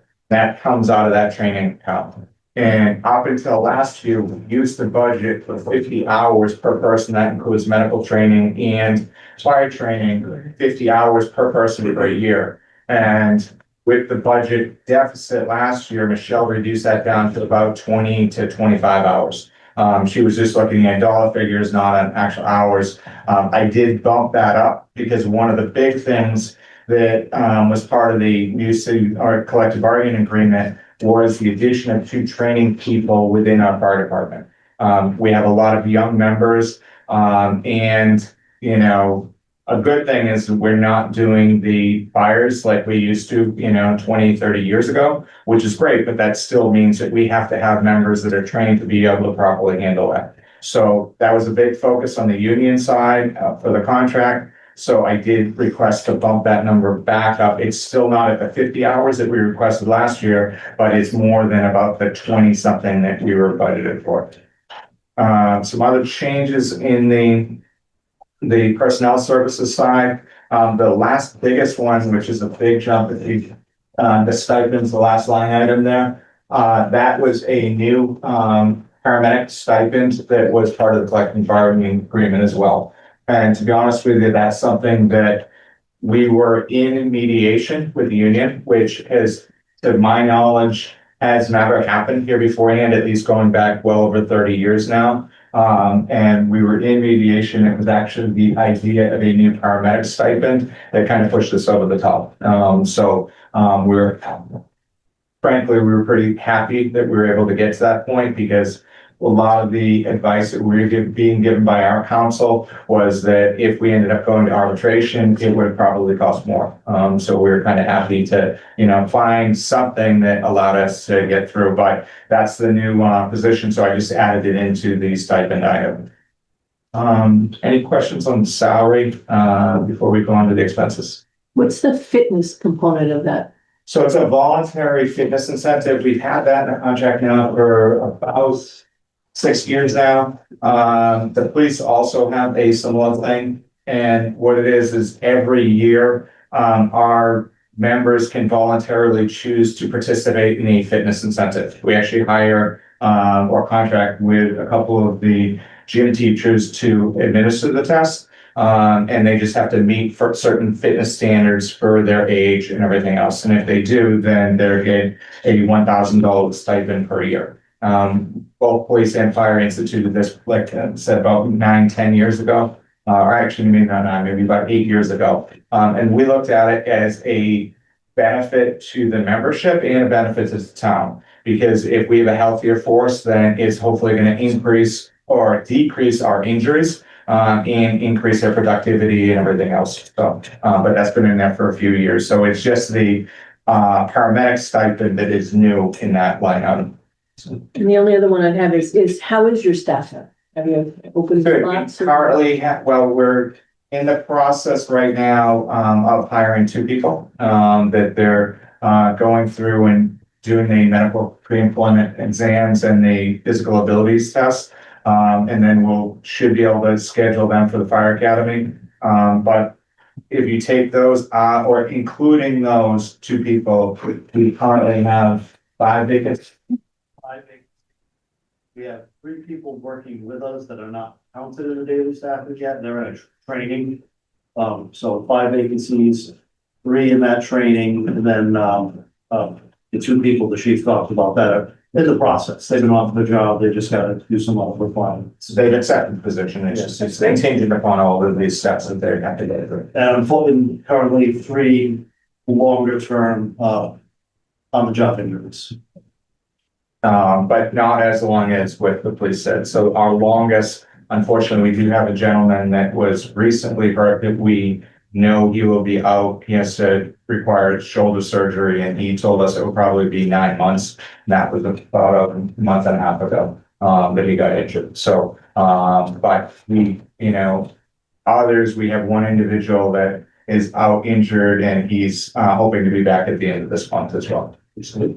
And I know we'll talk about it at the other night when we do the civil service thing, but that is one thing that we are really hoping that will change. Our ability to hire is specific to the civil service, but we'll talk about that when we get to that. Cool. Thank you. One thing I'd just add real quick is similar to the police too. It's timing of a new hire, because they were kind enough to meet with me and talk to me for a while, but the availability of the fire academy is pretty variable. I mean, it could take a full year before somebody's fully up and ready to come on board. And it's a challenge, to say the least. Yes, that's correct. And we're fortunate that the State of Massachusetts provides the training academies for free for us. We pay the individual salary as they're attending the academy, but we don't have to actually pay to send somebody there, which is great because if we were to try to do the same training for ourselves, it would be very difficult to do. We don't have the facilities for it. We don't have a training academy. We don't have enough staff, and it would actually be a significant hit to our overtime budget to pay for that. For the EMTs, all the firefighters are certified Yes, EMTs. And then some are paramedic, is that the opposite. Yeah, Almost everyone is a paramedic. paramedic? Oh, Yes. okay. We have, two in the union. two in the union. One of our other deputy chiefs is also an EMT. We have 2 EMTs in the union. Everyone else is a paramedic. Is it? Yes. Actually, Elaine, that brings up a good point. One of the questions I asked, well, as far as the number of calls you have, was it like 99% are medical calls now? 71%. So, okay, excuse me, there, so 71%. But we had the conversation about the ambulance kind of being in-house with Hingham Fire versus hiring an outside service. Would you like to speak with that real quick? Sure. So this is not a new conversation. It's happened, because I think there's a misconception in, the town provides the ambulance service. And as I'm sure you guys have gotten to it with you doing some of the other revenue streams, then the ambulance service brings in about $2 million to $2.2 million per year from ambulance billing. And I try to make sure that people understand that that is actually not profit or anything else. That is the revenue that comes in. But to operate a 911 level ambulance service is a losing money endeavor. You do not want to do it just because of the fact that our utilization rates are not effective. So private ambulance companies like Rooster and everything else, yes, they can make money, but they're making money on these scheduled calls. So when they're taking someone to a doctor's appointment, they're taking someone to dialysis, they're doing discharges in the hospital, and they can base the number of calls and the timing of the calls per their staff that they're hiring. But when you're paying someone to be there 24/7, we can't get the same utilization rate. So the private ambulance company might be able to get it so that their staff are actually doing billable calls about 90% of the time. 85 to 90% is a good target that they're looking for. On the municipal side, or actually even the private ambulance companies that are doing it. So for example, Quincy, Braintree, Weymouth, they have a private ambulance company, or Social Hospital provides the ambulance. On those, to get 911 utilization rates, we're in about the 15 to 20% range. So it usually, and we are available, or we are eligible for a grant that we apply for Medicaid reimbursement every year. And I have to go through and calculate the entire cost of what it actually costs to operate that ambulance versus what we're receiving in ambulance bills. And it's about a third of what we're actually bringing in. So to operate the ambulance costs over $6 million. Now, there's a catch with it though, because that also does provide additional firefighters. Now, so all of our firefighters are, as we just said, trained as medical technicians, either EMTs or paramedics, but they're all firefighters as well. And so if the town went to a private ambulance company, then not only would we lose that revenue, we would also have to either increase what we're, to maintain the same level of firefighters. When we need them to become a firefighter, would cost more money because we'd lose that ambulance revenue, or we would have to decrease and basically have less firefighters per shift to be able to actually work as a firefighter. It's something that other communities are asked this question every time. I've been asked within the last year by every member of the board of selectmen or select board, been asked by Ted, but asked by everyone. And it is a very valid question.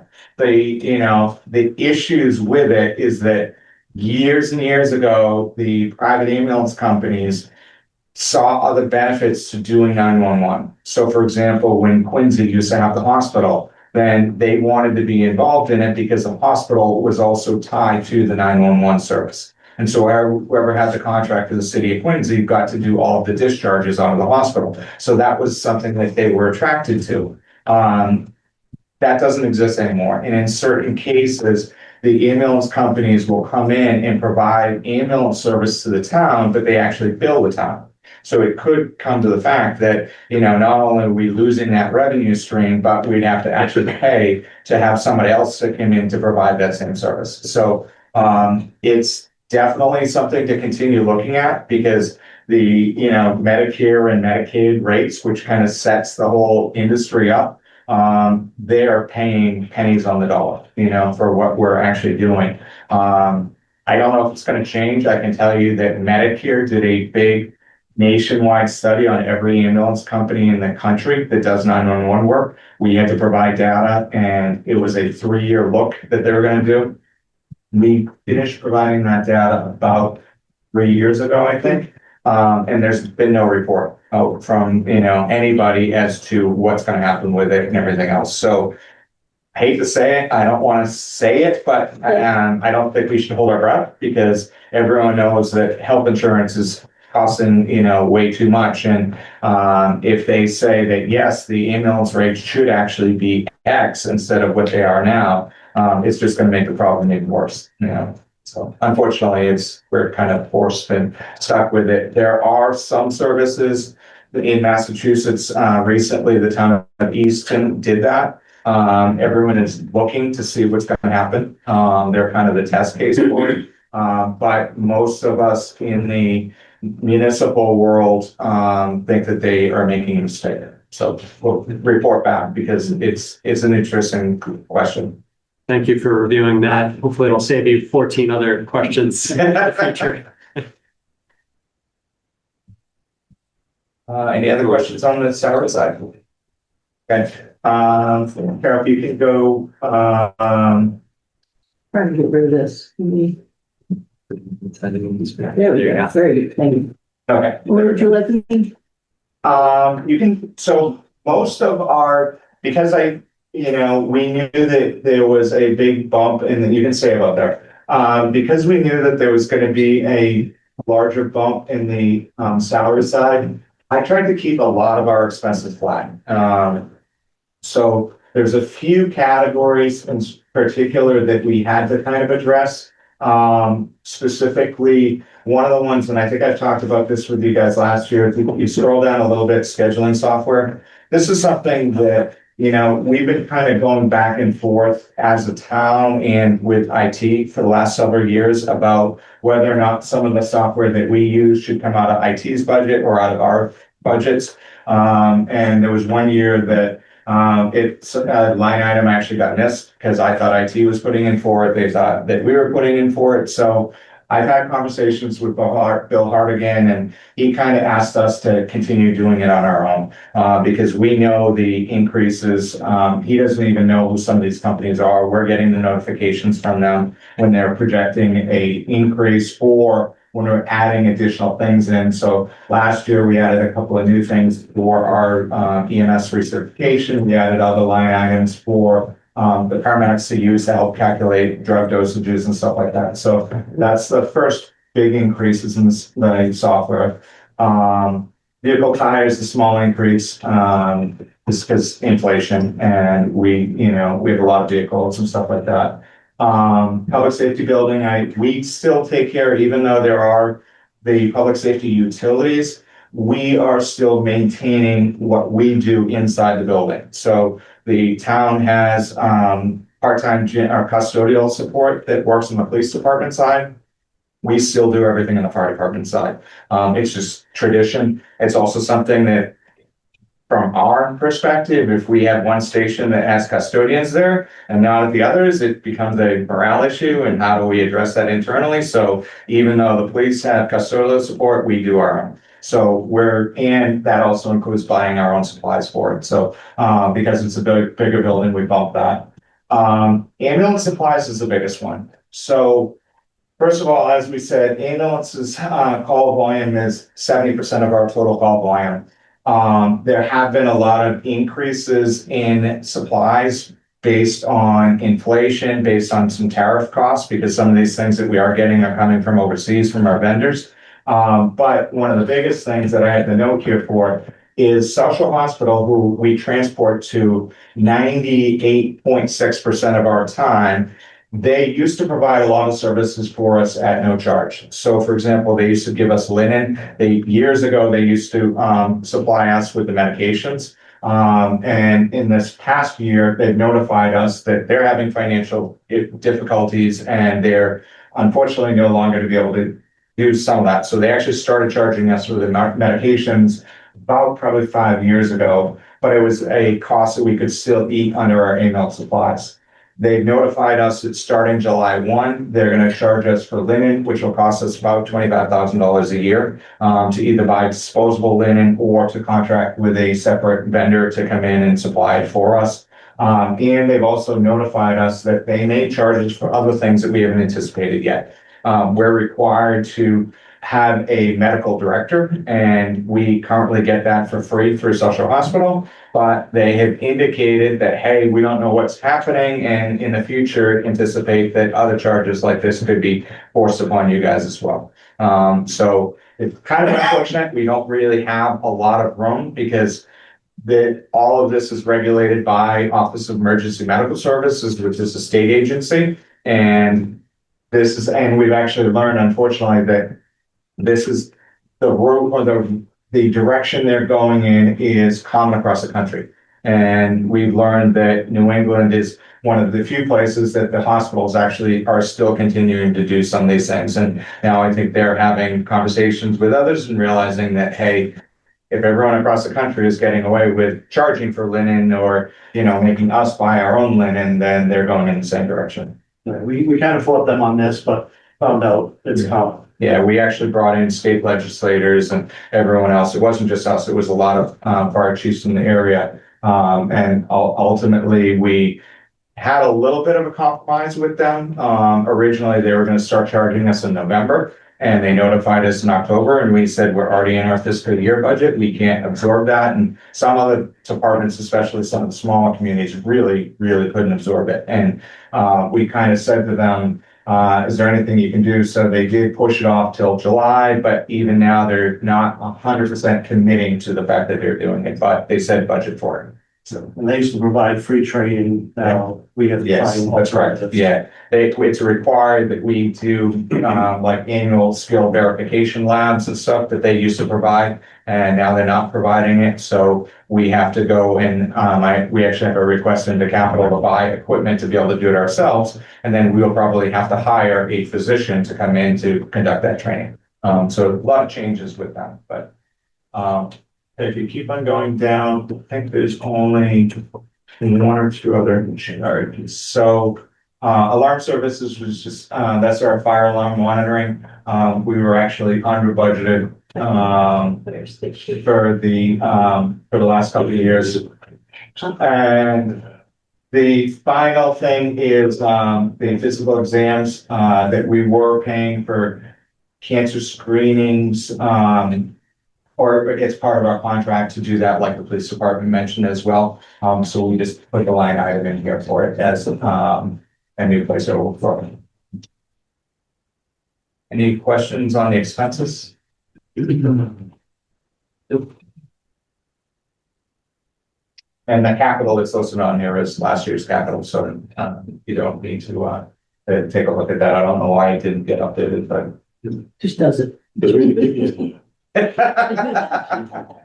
Actually, Chief, I have a question for you. I don't know if you know the answer to this either. I asked Tom Mayo this, but I find it weird when it comes to capital outlay, and I'm not picking on you because the same thing happens with the school and with police, but there's certain like perennial items that capital outlay always covers, like turnout gear, fire hoses, which obviously you guys need and the town should be providing, in my opinion. But why aren't those items part of the budget as opposed to perennial capital outlay items? It's a great question. I've actually asked it before. The biggest example is the turnout gear, because that's and actually, as I'm saying this, I think of one explanation for it. But in our case, for the last 10 years, we have been, we instituted a replacement program and we purchase a certain set of gear every year. And we've continued through that rotation. It works well for us. So it does seem like it should be an operational expense. I've had conversations with a lot of other chiefs, and for them, it is an operational expense.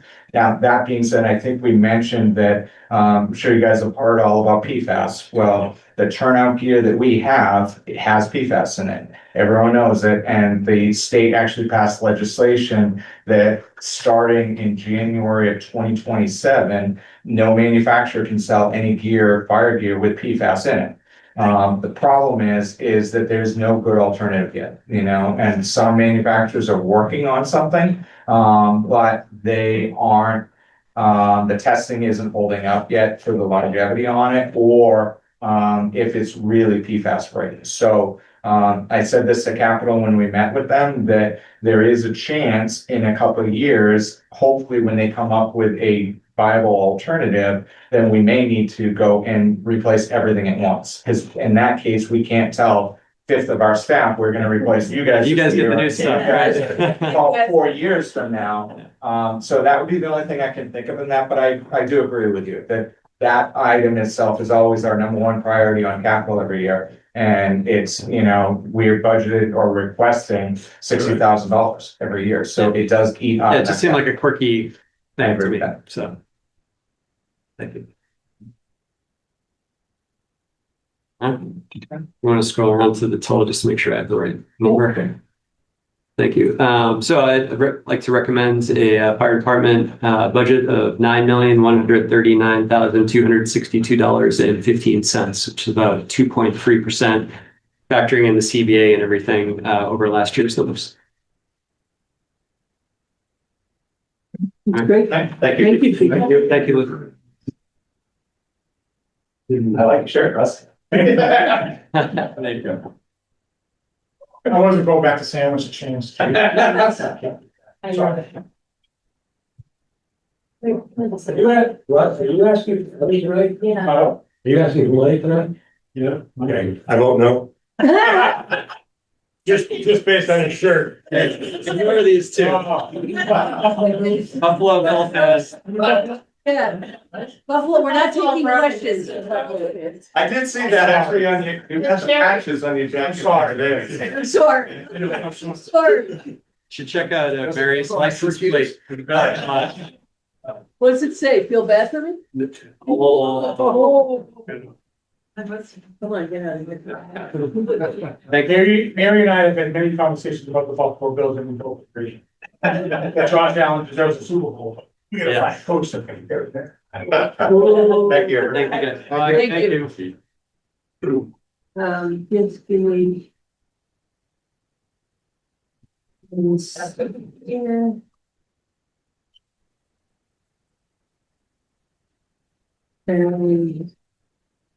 You have to reassess your capital requests. So everything is, Boy, they great. Those are the details on the water units. We all know Russ Studi, our superintendent of water and sewer, and he's here to do both budgets. Ben's gonna do water and Jerry will be doing sewer, so. Terrific. So Russell, Yes, thank you. you're welcome. I mean, you've been in a ton of meetings and we've seen you multiple times and I've been even stalking you over at the transportation building to ask follow-up questions. So I'm just gonna touch on some of the bigger stuff. I mean, when I first read 1.2 billion gallons of water, I needed to put that in perspective. Because that's a ton of water, but you know, it doesn't mean anything. And I did a quick calculation. If you were to install a pool at 20 by 40, which is not uncommon here in Hingham, you would have to install 40,000 of those. Yeah. In order to get 1.2 billion gallons of water. And then the amount of water main is basically Maine from Boston to New York City, which is 214 miles. So that's a lot of water. It's a lot of water meters. Yeah, so I just wanted to put that in perspective. This is an enterprise fund. And it's got total expenses of 15,211,382, but with revenues of 15,211,382. Revenues of 15,541,151. So that's all being paid through the rates. You discussed in the rate meeting, we're going to be going up by about 3%, the residences. And not included in that will also be a $65 capital debt assessment. And that's going to take care of strictly the water tanks. So the tank and the pumping pumping station yeah. that we have of Turkey. Right. Okay. So that would be, that eventually is it a 20-year bond? Is that what we discussed? 30-year bond. 30-year. Okay. And there will be different rates for the municipal and commercial accounts. So let's see. You pointed out that material expenses have continued to rise, some of them significantly. So water meters alone are up 45%. So that's something to keep in mind. And then getting down to this spreadsheet, some of the more interesting items. I read my notes here. Let's see. So you're sharing, it says here with the department head that because you're now sewer as well, 25% is shared there. So some of these line items is a share between DPW or the sewer or the water, correct? Correct. So you'll just see those noted, including engineering support. So I believe that you needed JR that was for the tower, the water tanks? Really Matt, more than JR. Okay. So Matt is JR's assistant. One of the things we're trying to do is, although inspections and things come out of capital, when we do a capital project, we save a significant amount of money if we have Matt do some of the inspections. So we're slowly trying to train Matt to do inspections so that we can hire our engineers to design, hire our engineers to bid, hire our engineers to oversee the project from an office. But we're trying to make the field staff be part of the town with all the capital improvements that we're going to be doing over the next 10 to 15 years, if not longer, in this town. It makes sense to bring some of that cost back into, bring some of that into the town. It's significant savings. Right. One of the things we are going to save on is the booster station falls under the I think it's a $4 million limit on if you need an OPM to hire out. Because it's under the $4 million, JR can actually be the OPM of that booster station. Okay. So it's a good thing that we do. I think it's a good thing we're going this direction. That was part of the reason for hiring Brian, the assistant superintendent, a few years ago, because we were talking about the retirement of the individual that was running the store. Tom asked me if I would run the store, and he said, but you probably need someone else. That's why we brought Brian in, got Brian trained, and then. So there's quite a bit of shared in the budget. Let's see.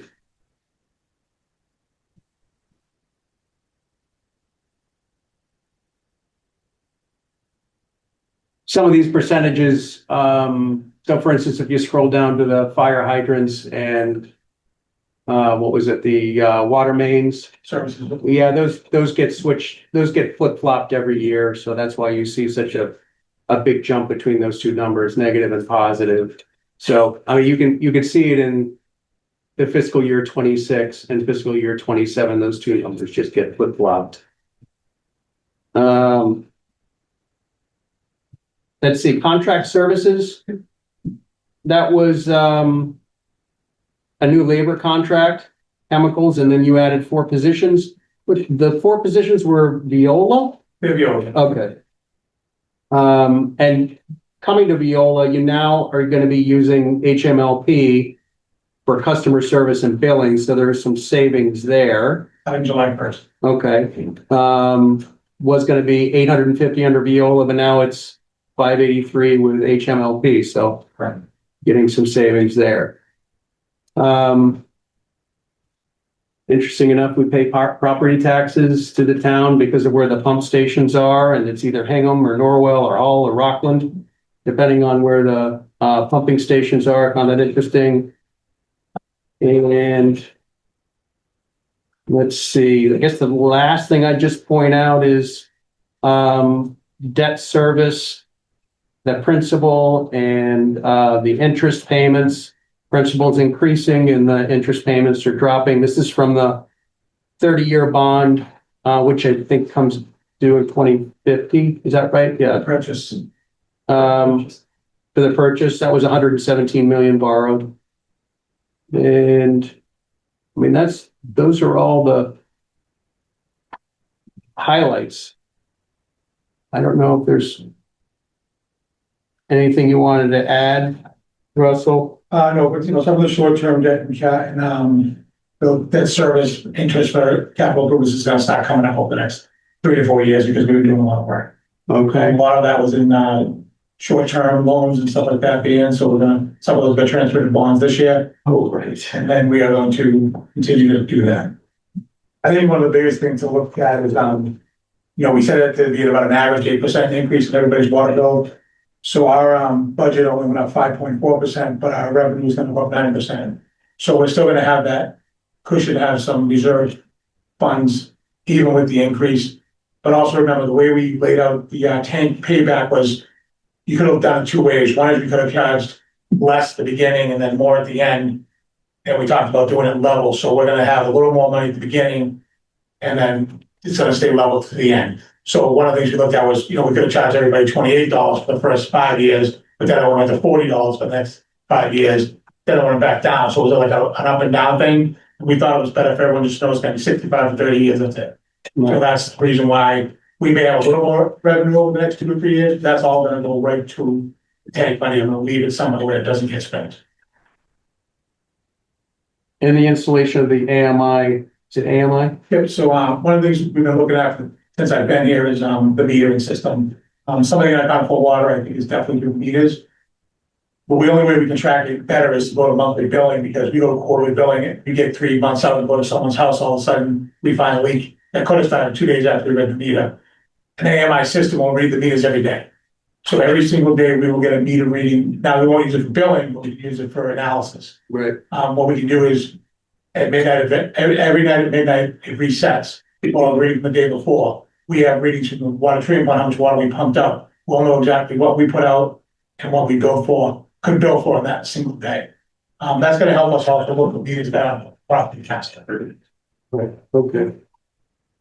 Just one quick question. I remember last year at some meeting or another, you were talking about sensors in the system to figure out water infiltration into the system. Is that? No, that's the store side. Oh, that's the source. Sorry, I'm getting my. No, that's you're right about the sensor. Alright. So what the sensors do is, they're pressure sensors, and they grab anomalies in the pressure in the system.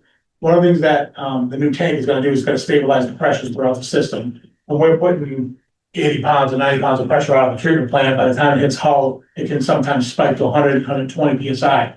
We have to balance that out. What these pressure sensors do is they will give us an idea if we have a closed valve or something's going wrong in the system.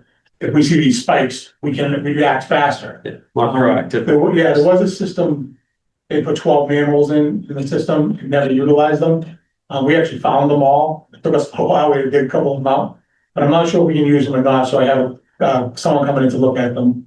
And then we're gonna probably go to bid for a system that will monitor pressure all the time.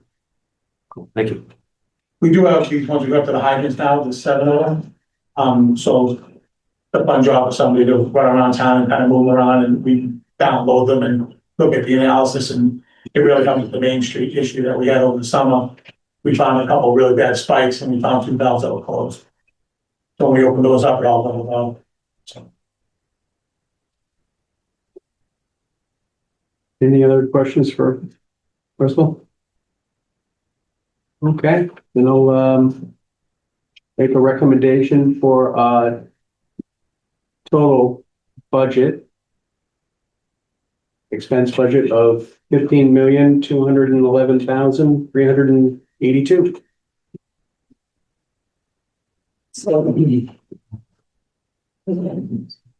Buffalo folk used to love PSI, Joe.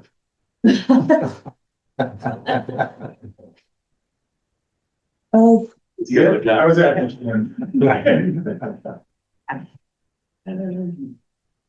Everyone might give you that argument.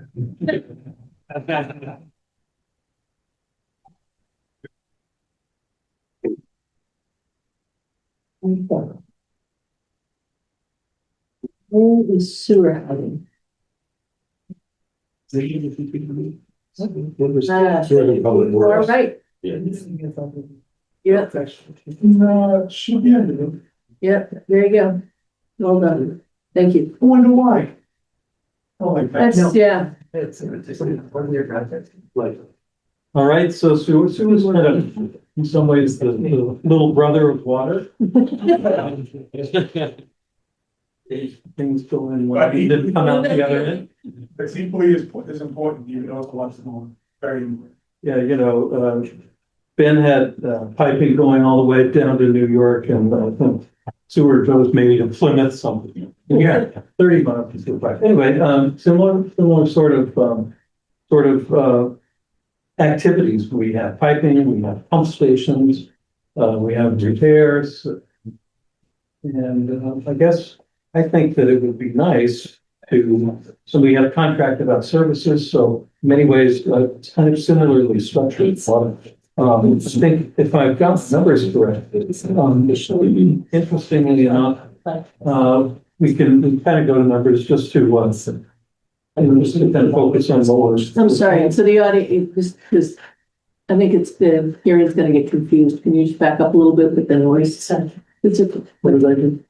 No, I'm just saying I couldn't hear you with the other noise, so if you don't mind, just for. No, I think, it is it's called a special revenue fund. I'm not sure how different that is from an enterprise fund. It's because it's run by rates, but it's not an enterprise fund. I mean, that's basically what it is. It could become an enterprise fund if the town wanted to. There's legislature we'd have to go through, but it's a special revenue fund because it is under the general budget.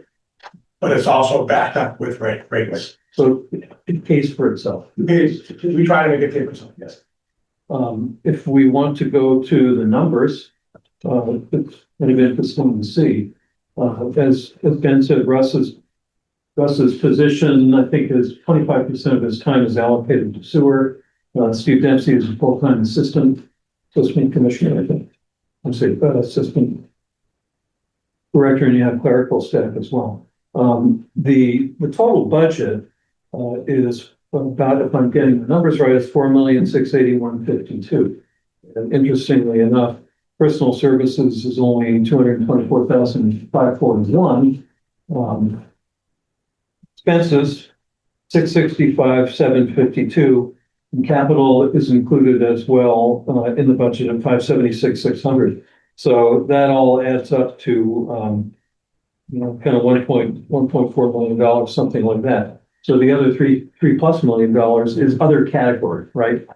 And maybe Russ, if you could just kind of explain what that all means. So where the lion's share of that other is to some people. So front cover page is off because I had $4.23 million for the budget. That's the operating budget. When you go to the bottom of the worksheet, that's also including in the capitals. So a little misleading slightly, but not, just so everybody knows that's what the differential is. Some of the bigger operational things we have is we are down to one full-time employee, 3 employees went to DPW. So we have contract services with Weston and Sampson. So that's a decent, I don't know what one is. Contract services is about $324,000 in our budget. It does not increase in the first 3 years, so it's a good, stay steady. Uniform allowance is one way down because we don't have employees to give those uniforms to. But the biggest increases on this budget are definitely the debt services because we've done a few more larger jobs and that 3A job hit us on this budget. I mean, it may include a SOAR increase this year, but we're going to do our best to keep it as low as we possibly can.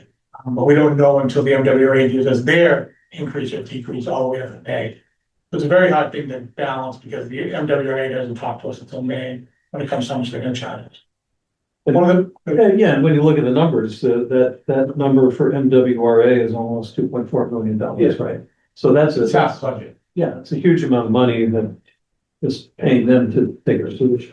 So what we can do though is we can make that number small by doing small work on the system. Currently, the II is very high in the system, which means that water that's not sewage water is infiltrating into the pipes and into the manholes. We do an II study. We set aside about $100,000 a year for the past 5 years. I've bumped that up to $250,000 because it's really important just not pay a lot of money to the MWRA. So the more we can pull back the MWRA, the better we all are off. We also have a surcharge when we have high flows. So if we have peak demands and Dare Island has peak demands, the MWRA actually surcharges everybody because they have to work harder and faster at the island to get rid of the sewage. So they surcharge you. So they really want you to work on this II. The good thing is they do have grant money that we've been dipping into for the II, but you have to do the study first and tell them what you want to repair, and then they can tell you how much they're going to give you. The other thing with Weston Sampson is they're doing a great job with the pump stations where we got a whole list from each pump station of what could be done to improve them, what pumps can be replaced in the next 5 years. So we have a good 5-year plan right now for all the pump stations due to their expertise in going through them all and giving us detailed reports. We're actually going to start some of that work next month. As far as the II, we're going to have meters put on all the pump stations. Right now, pump stations are metered, I'll call it metered by the flow coming out. The pumps are calibrated, then we take it the hours, and then we multiply that by the flow. It's a very inaccurate way. It's accurate enough for what we kind of wanted before, but to really dig deep into this, it's just like the water side. If the meters aren't registering right, we're not gonna really know what we're using or what we're putting it back in and out. So our next step is to go to the private pump stations and tell them they need to put in a meter. And some people have asked me how we can do that. I said we can because they're connected to us. So we're gonna make them put the meters in. And that'll really help us with, again, with II. So now we know how much is coming out of each of these, I'll call them side systems. They're putting into our mains. So if we take their water meter readings, compare it to the meter at the source station, we can see how much water they're using and how much is actually getting back into the system. So there's another way to balance that II. What are those private? That's what I was gonna ask, Yeah, yeah. like that different? Yeah. Field, Feels I'll get it is wrong. that- Let me get it wrong. Fields Cove. Yep. Is one private. The shipyard's another private. They've already said they'll put the meter in, but we have to figure out how, because they have a really odd pump station that was underground and there's not a lot of room. You have to have so many feet of straight pipe, and so they will do it. We just need to figure out what kind of meter we're gonna put in there. But Beals Cove is the other one. Beals Cove is a really good size private system. There are a couple of streets, I don't know, the source system's kind of new to me. I know it's been a year, but off of Lincoln Street to the right, like in the name of the street. Just before the police station. That's private. That's even.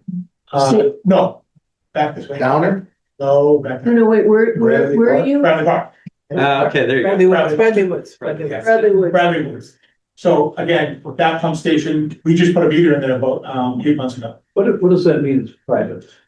It means that the infrastructure is theirs, and then they pump through a pump station out to us. So the homeowners No. are somehow responsible? I believe Bradley Woods, yes, Bradley Woods, but Bales Cove definitely. So it's Bales Cove, the Cove, and one other part over there that are all Back river. behind. Yep. I know that. We all Yeah. They go we have, behind. so those condos, there's a street of condos on. All on Sorry, Beale but just, Yeah. those Yeah. all. We And pay- the reason why this all came about is we got a call one day and I went for a ride in there. And I was really impressed, 'cause I'd never been back there before. As I'm driving down this road, I looked down and there was a big hole in the road. It was actually the manhole cover. We think during the snow, they hit it with a plow, pushed it right off the manhole, and it was just a wide open hole, and water was just pouring in. Jeez. So, we called in a contractor, had it plated, had it sealed up for the night, and then got them to repair it. So it's things like that that have to be inspected that we do in our own system, that people aren't doing in their own systems. Way to go, Carol. Yeah. Do you think it's Bradley Woods on 3A or Bradley Park off Baxter Street? It's. No, Bradley, 3A. Okay. It's off Beale Street, off 3A. Yeah, no, I lived in Bradley Park, that's why I was curious. Russ, could you remind us what the big upcoming construction projects are for the sewer department? So we're finishing up the Route 3A project. We just bought two brand new pumps for the pump station at Donner Ave because the pumps are as old as the pump station. It was built in 1955, I believe. About 2 years ago, one failed. And we had to replace it in emergency because it happened to be just at peak season where we use all three pumps. And it was really scary for a couple of weeks when that pump was down. We had to make some changes in the design, lift the main up coming into the pump station. So we have to raise the header, which is where all three pumps come together. By rising that, we have to disconnect the pumps. So I said, okay, we're gonna disconnect 65-year-old pumps. Might as well buy brand new pumps and put them in because you don't know if those 65-year-old pumps will go back in right. The next thing you know, we'll all be here in the summertime and Donner Ave will be backing up. So we have two pumps coming in. They're gonna get replaced next week. We did the force main all the way up to the police and fire station. There was actually a 600-foot extension from the original design. There was a design to put in a bypass line, which was an 8-inch ductile iron pipe of 600 feet. So I sat down with the engineers and said, why don't we just extend the force main 600 feet? Where the river bought the pipe from the sewer department, now it's an REI because that's what we use. So there was no cost to the sewer department. We've extended it out to there. Now, the gravity sewer main was supposed to be replaced as part of this project. One of the biggest issues with that is force main drops into the gravity main. So while we were replacing the gravity main, we'd have to bypass 3,000 gallons a minute of sewage from the pump station that we have. We then decided to redesign it, and we're gonna put the force main all the way to starting tank. Then take the gravity main offline piece by piece, putting it, secure it, and line it. Because of the cut is almost, in some places it'll be 15 feet, it was less expensive to clean and line it. The problem everybody was looking at was it can't handle the flows. So if we extend the force main, it's not gonna have to handle any more flow. So we all agree this is a better process for the town. Now, if there's any issues, we're still gonna have a bypass. So if there's any issues with that force main, we can actually bypass it to the gravity main, pick us up some, until we can fix something, which we shouldn't have to fix while we're all here because it's brand new. But we did set up some extra fail safes in the new pipe. So that's gonna be out to design right now, out to bid about April or May, and then we're gonna do all construction.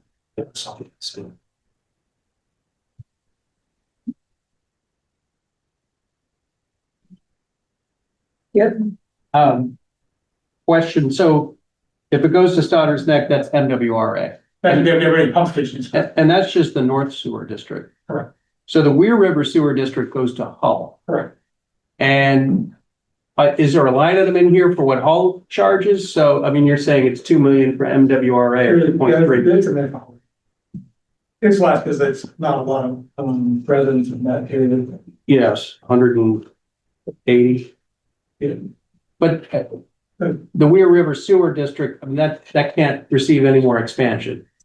It can. It can. Now it can. Okay. So we're renegotiating with Hull. The contract's up next year. Us and Cohasset have to renegotiate with Hull. Hull has set aside some number of extra gallons for us if we want it. So they have figured that into their calculations already. Okay. So there is some capacity. We actually have a meeting next month, which us and the Board of Health are going to meet together and talk about if there's any room or can we do expand that. Okay. Where does the rest of Hull's waste go? MWRA, no, it goes in the ocean.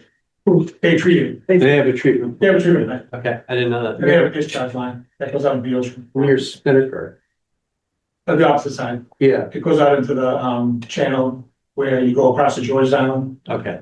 But their sewer treatment plant is up near Spinnaker. Yes, correct. It's the opposite side of the street. Yeah. By Spring Street, was what's Yeah. Okay. They just spent a lot of money on the wastewater. It's running a lot better than it used to. They're really big, some significant changes. Any other questions from Jerry? So I would report the total request. I think I've got this right at $404,680,152. Good. You get it right. Thank you very much.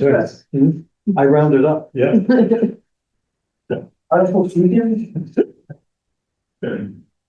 Thanks very much. Maybe a very interesting conversation on Tuesday night. See what else happens. Don't worry, Gary, I'll text you on Sunday. Sure you will. Thanks, guys. Thank Thank you. Thank you.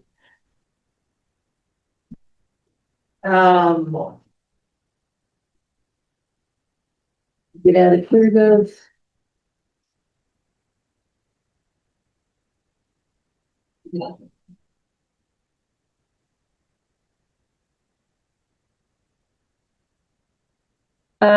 So we're moving over to,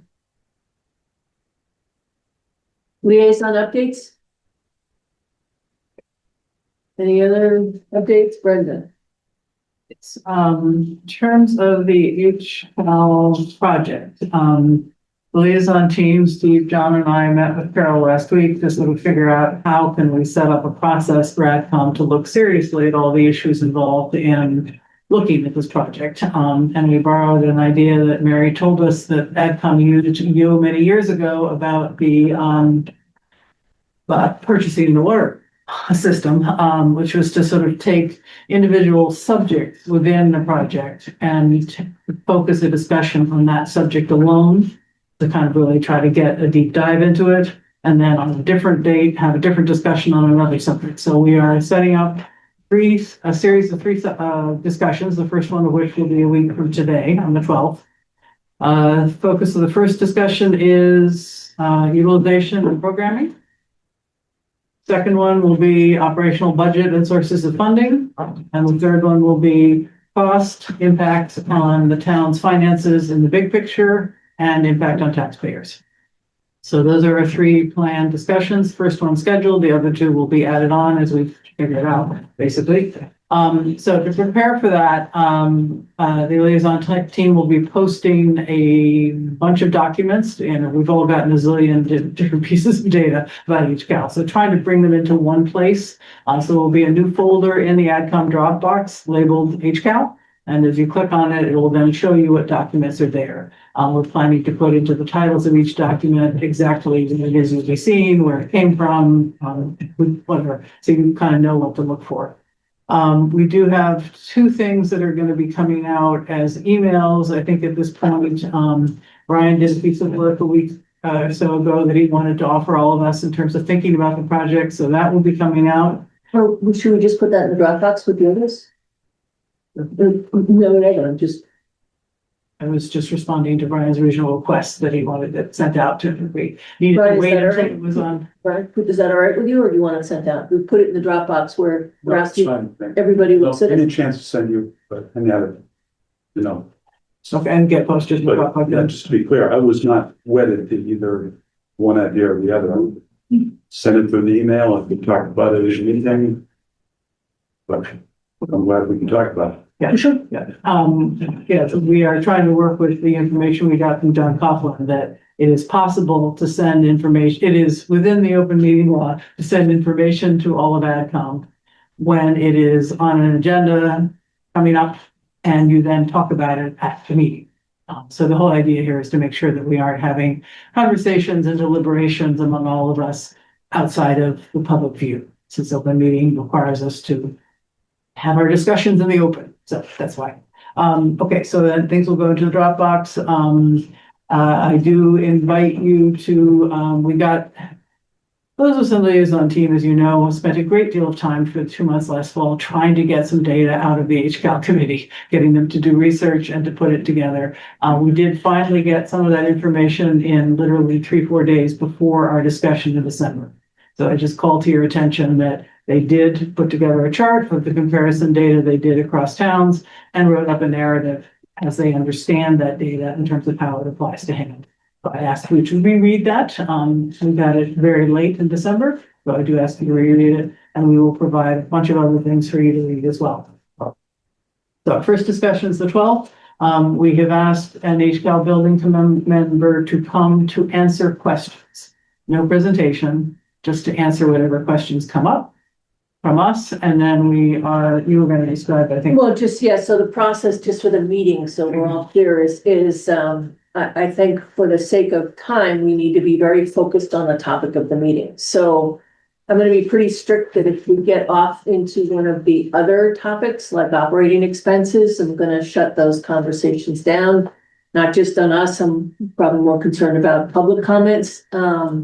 But just so we are anticipating the way it will go, we really want to be focused on the topic. And then, always share what you want to be, whether it's added or additional information for the next meeting, but, for us, I'm not setting any time limits here on our conversations, but just so you're aware for the public, I think what I'm gonna try to do is make sure we hear from people that we haven't heard from, so that we're not going to, and I'll make them aware at the beginning of the meeting, but some people have really put a lot of time into it and are expressing their opinions at multiple meetings, and I respect that, but, we really want to see if we can hear from some new people. So that's going to be part of it. So just to be clear, so you can stay focused next week. What is the topic for Tuesday? Utilization and programming. So size of, that how the utilization programming plays into, again, the size of it, so. And I think that will be pretty clear from the information that's put in the Dropbox. Because it'll be specific to this meeting, probably put a folder that's got this meeting's date on it. So we're gonna be looking at this meeting for that info. Yes, sir.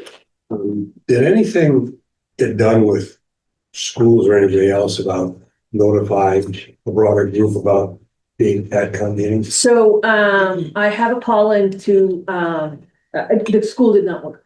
So, while we'd love to be very supportive, it's the slippery slope of if they're putting us in their weekly newsletter, it just is opening a door to having to put in for fall, articles, and they're not comfortable with that. So it's not gonna go there. I am gonna see if we can get a non-editorial blurb in, the Hingham Anchor. So I expect to get that one, but I haven't heard back from you yet. Carol, just to follow up with that, will this meeting take place in this room, or might you want to consider moving it? I don't know what kind of a crowd might be gotten, but just thinking about. I'll ask if it's free. Go downstairs, see the big one. Yep. And we are planning to send it out as a news flash. In the town newsletter. In the town, yeah. And hopefully in the Anchor as well.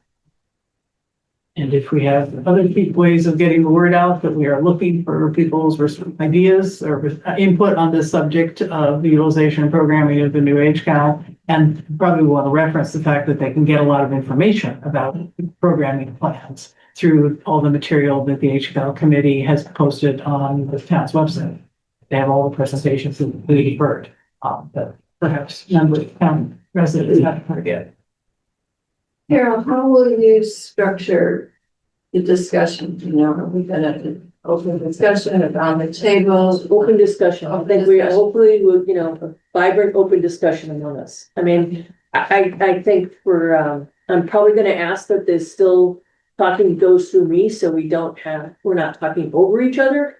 But I expect that we'll be addressing questions to each other and, yeah. And then After we're done, it will be open to the public. And again, we'll just have this, Brenda said, to the extent that we need people here to answer questions.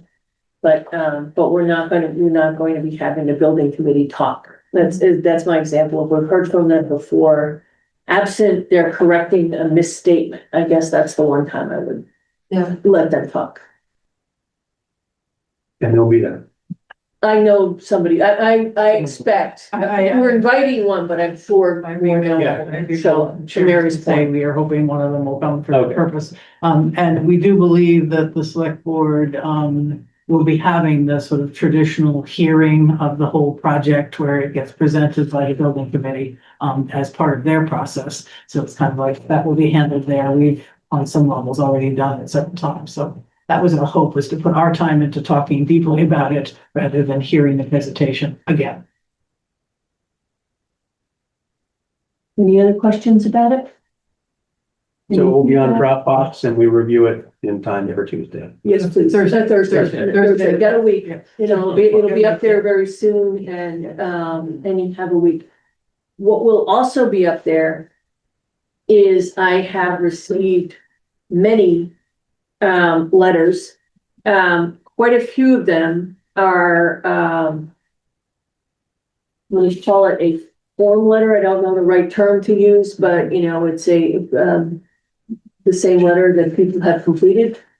But what I would ask, if you've got a chance, not if you've got a chance, I think what it's our job to do, when you flip through them, they have an opportunity to add a personal statement on the back. And that's what I think once you read one of these, there's two letters. One is from senior residents and one is from residents, non-senior residents.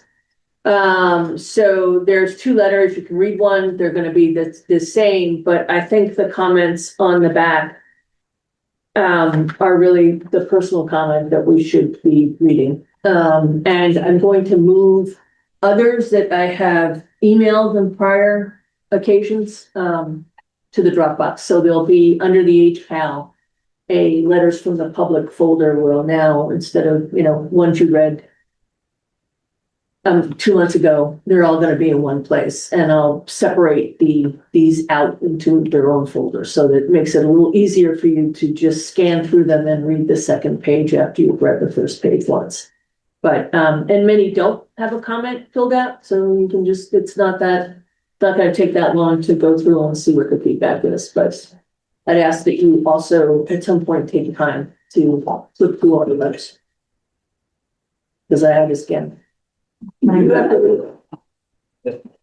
spending my life scanning. I have no idea. It's like being exposed to PFAS, what I'm getting exposed to standing at a scanner. So you're going to read them. I'm going to test you. Thank you. Yes, please. Did we persuade you to put a time limit on public comments? Yeah. Yes, I will. And you need a stopwatch. I'm going to stopwatch, and I'm going to find the gavel that I haven't been using. It's in the box. Okay, well, we're gonna take the gavel out. So, but yes, I'm actually gonna limit them to 2 minutes of comments. Yeah. That's gonna be so hard for some people. Pardon me? That's gonna be very hard for some people. I appreciate that. Be 3 more meetings. I think it's 6 minutes. Yeah, They've got the select board. And that's what you can always. Yeah, there will be other opportunities, and they can send letters in that we will address, but I think it's gotta be, well, you know, again, it's gonna vary. If only 2 people show up, I'll give them a few more minutes. And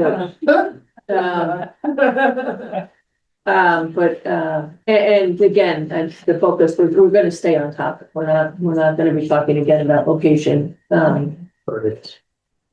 all that good stuff. So, important as it is, that's not the focus of this meeting. So, Carol, just thinking about between the stopwatch and the Zoom, you have a lot to do running a meeting, facilitating meetings.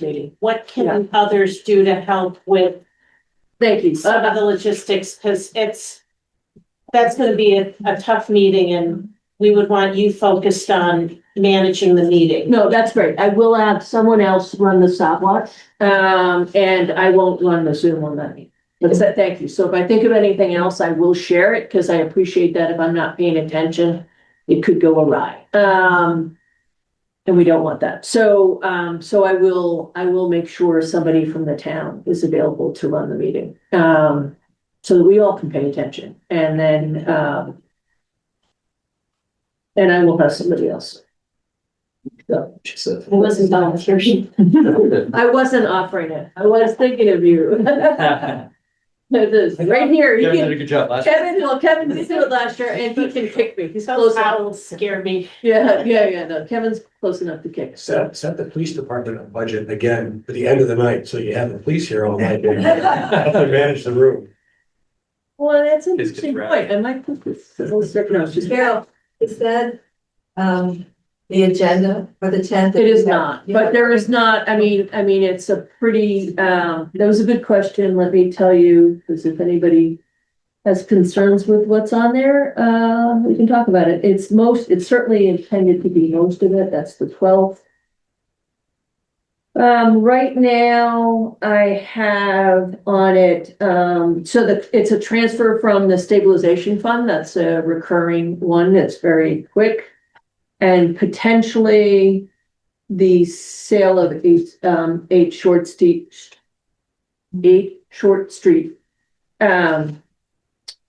which I think is you, Michael, and that's pretty straightforward. So we'll touch base, and then those go longer, we'll kick them over. So, and I will have those at the end of the meeting, and I will move so it's just going to be this meeting and possibly the two very quick other articles. Do we know yet what the deadline is for finalizing all warrant articles to get to the printer? No, I mean, I know it's around March 20th, but I will get the exact date for you. I mean, good question, and I been more focused on the color of the warrant, but I will find out the date of the warrant. Do you get to pick that? The chair? I set that rule. I don't think it's gonna win, but neat.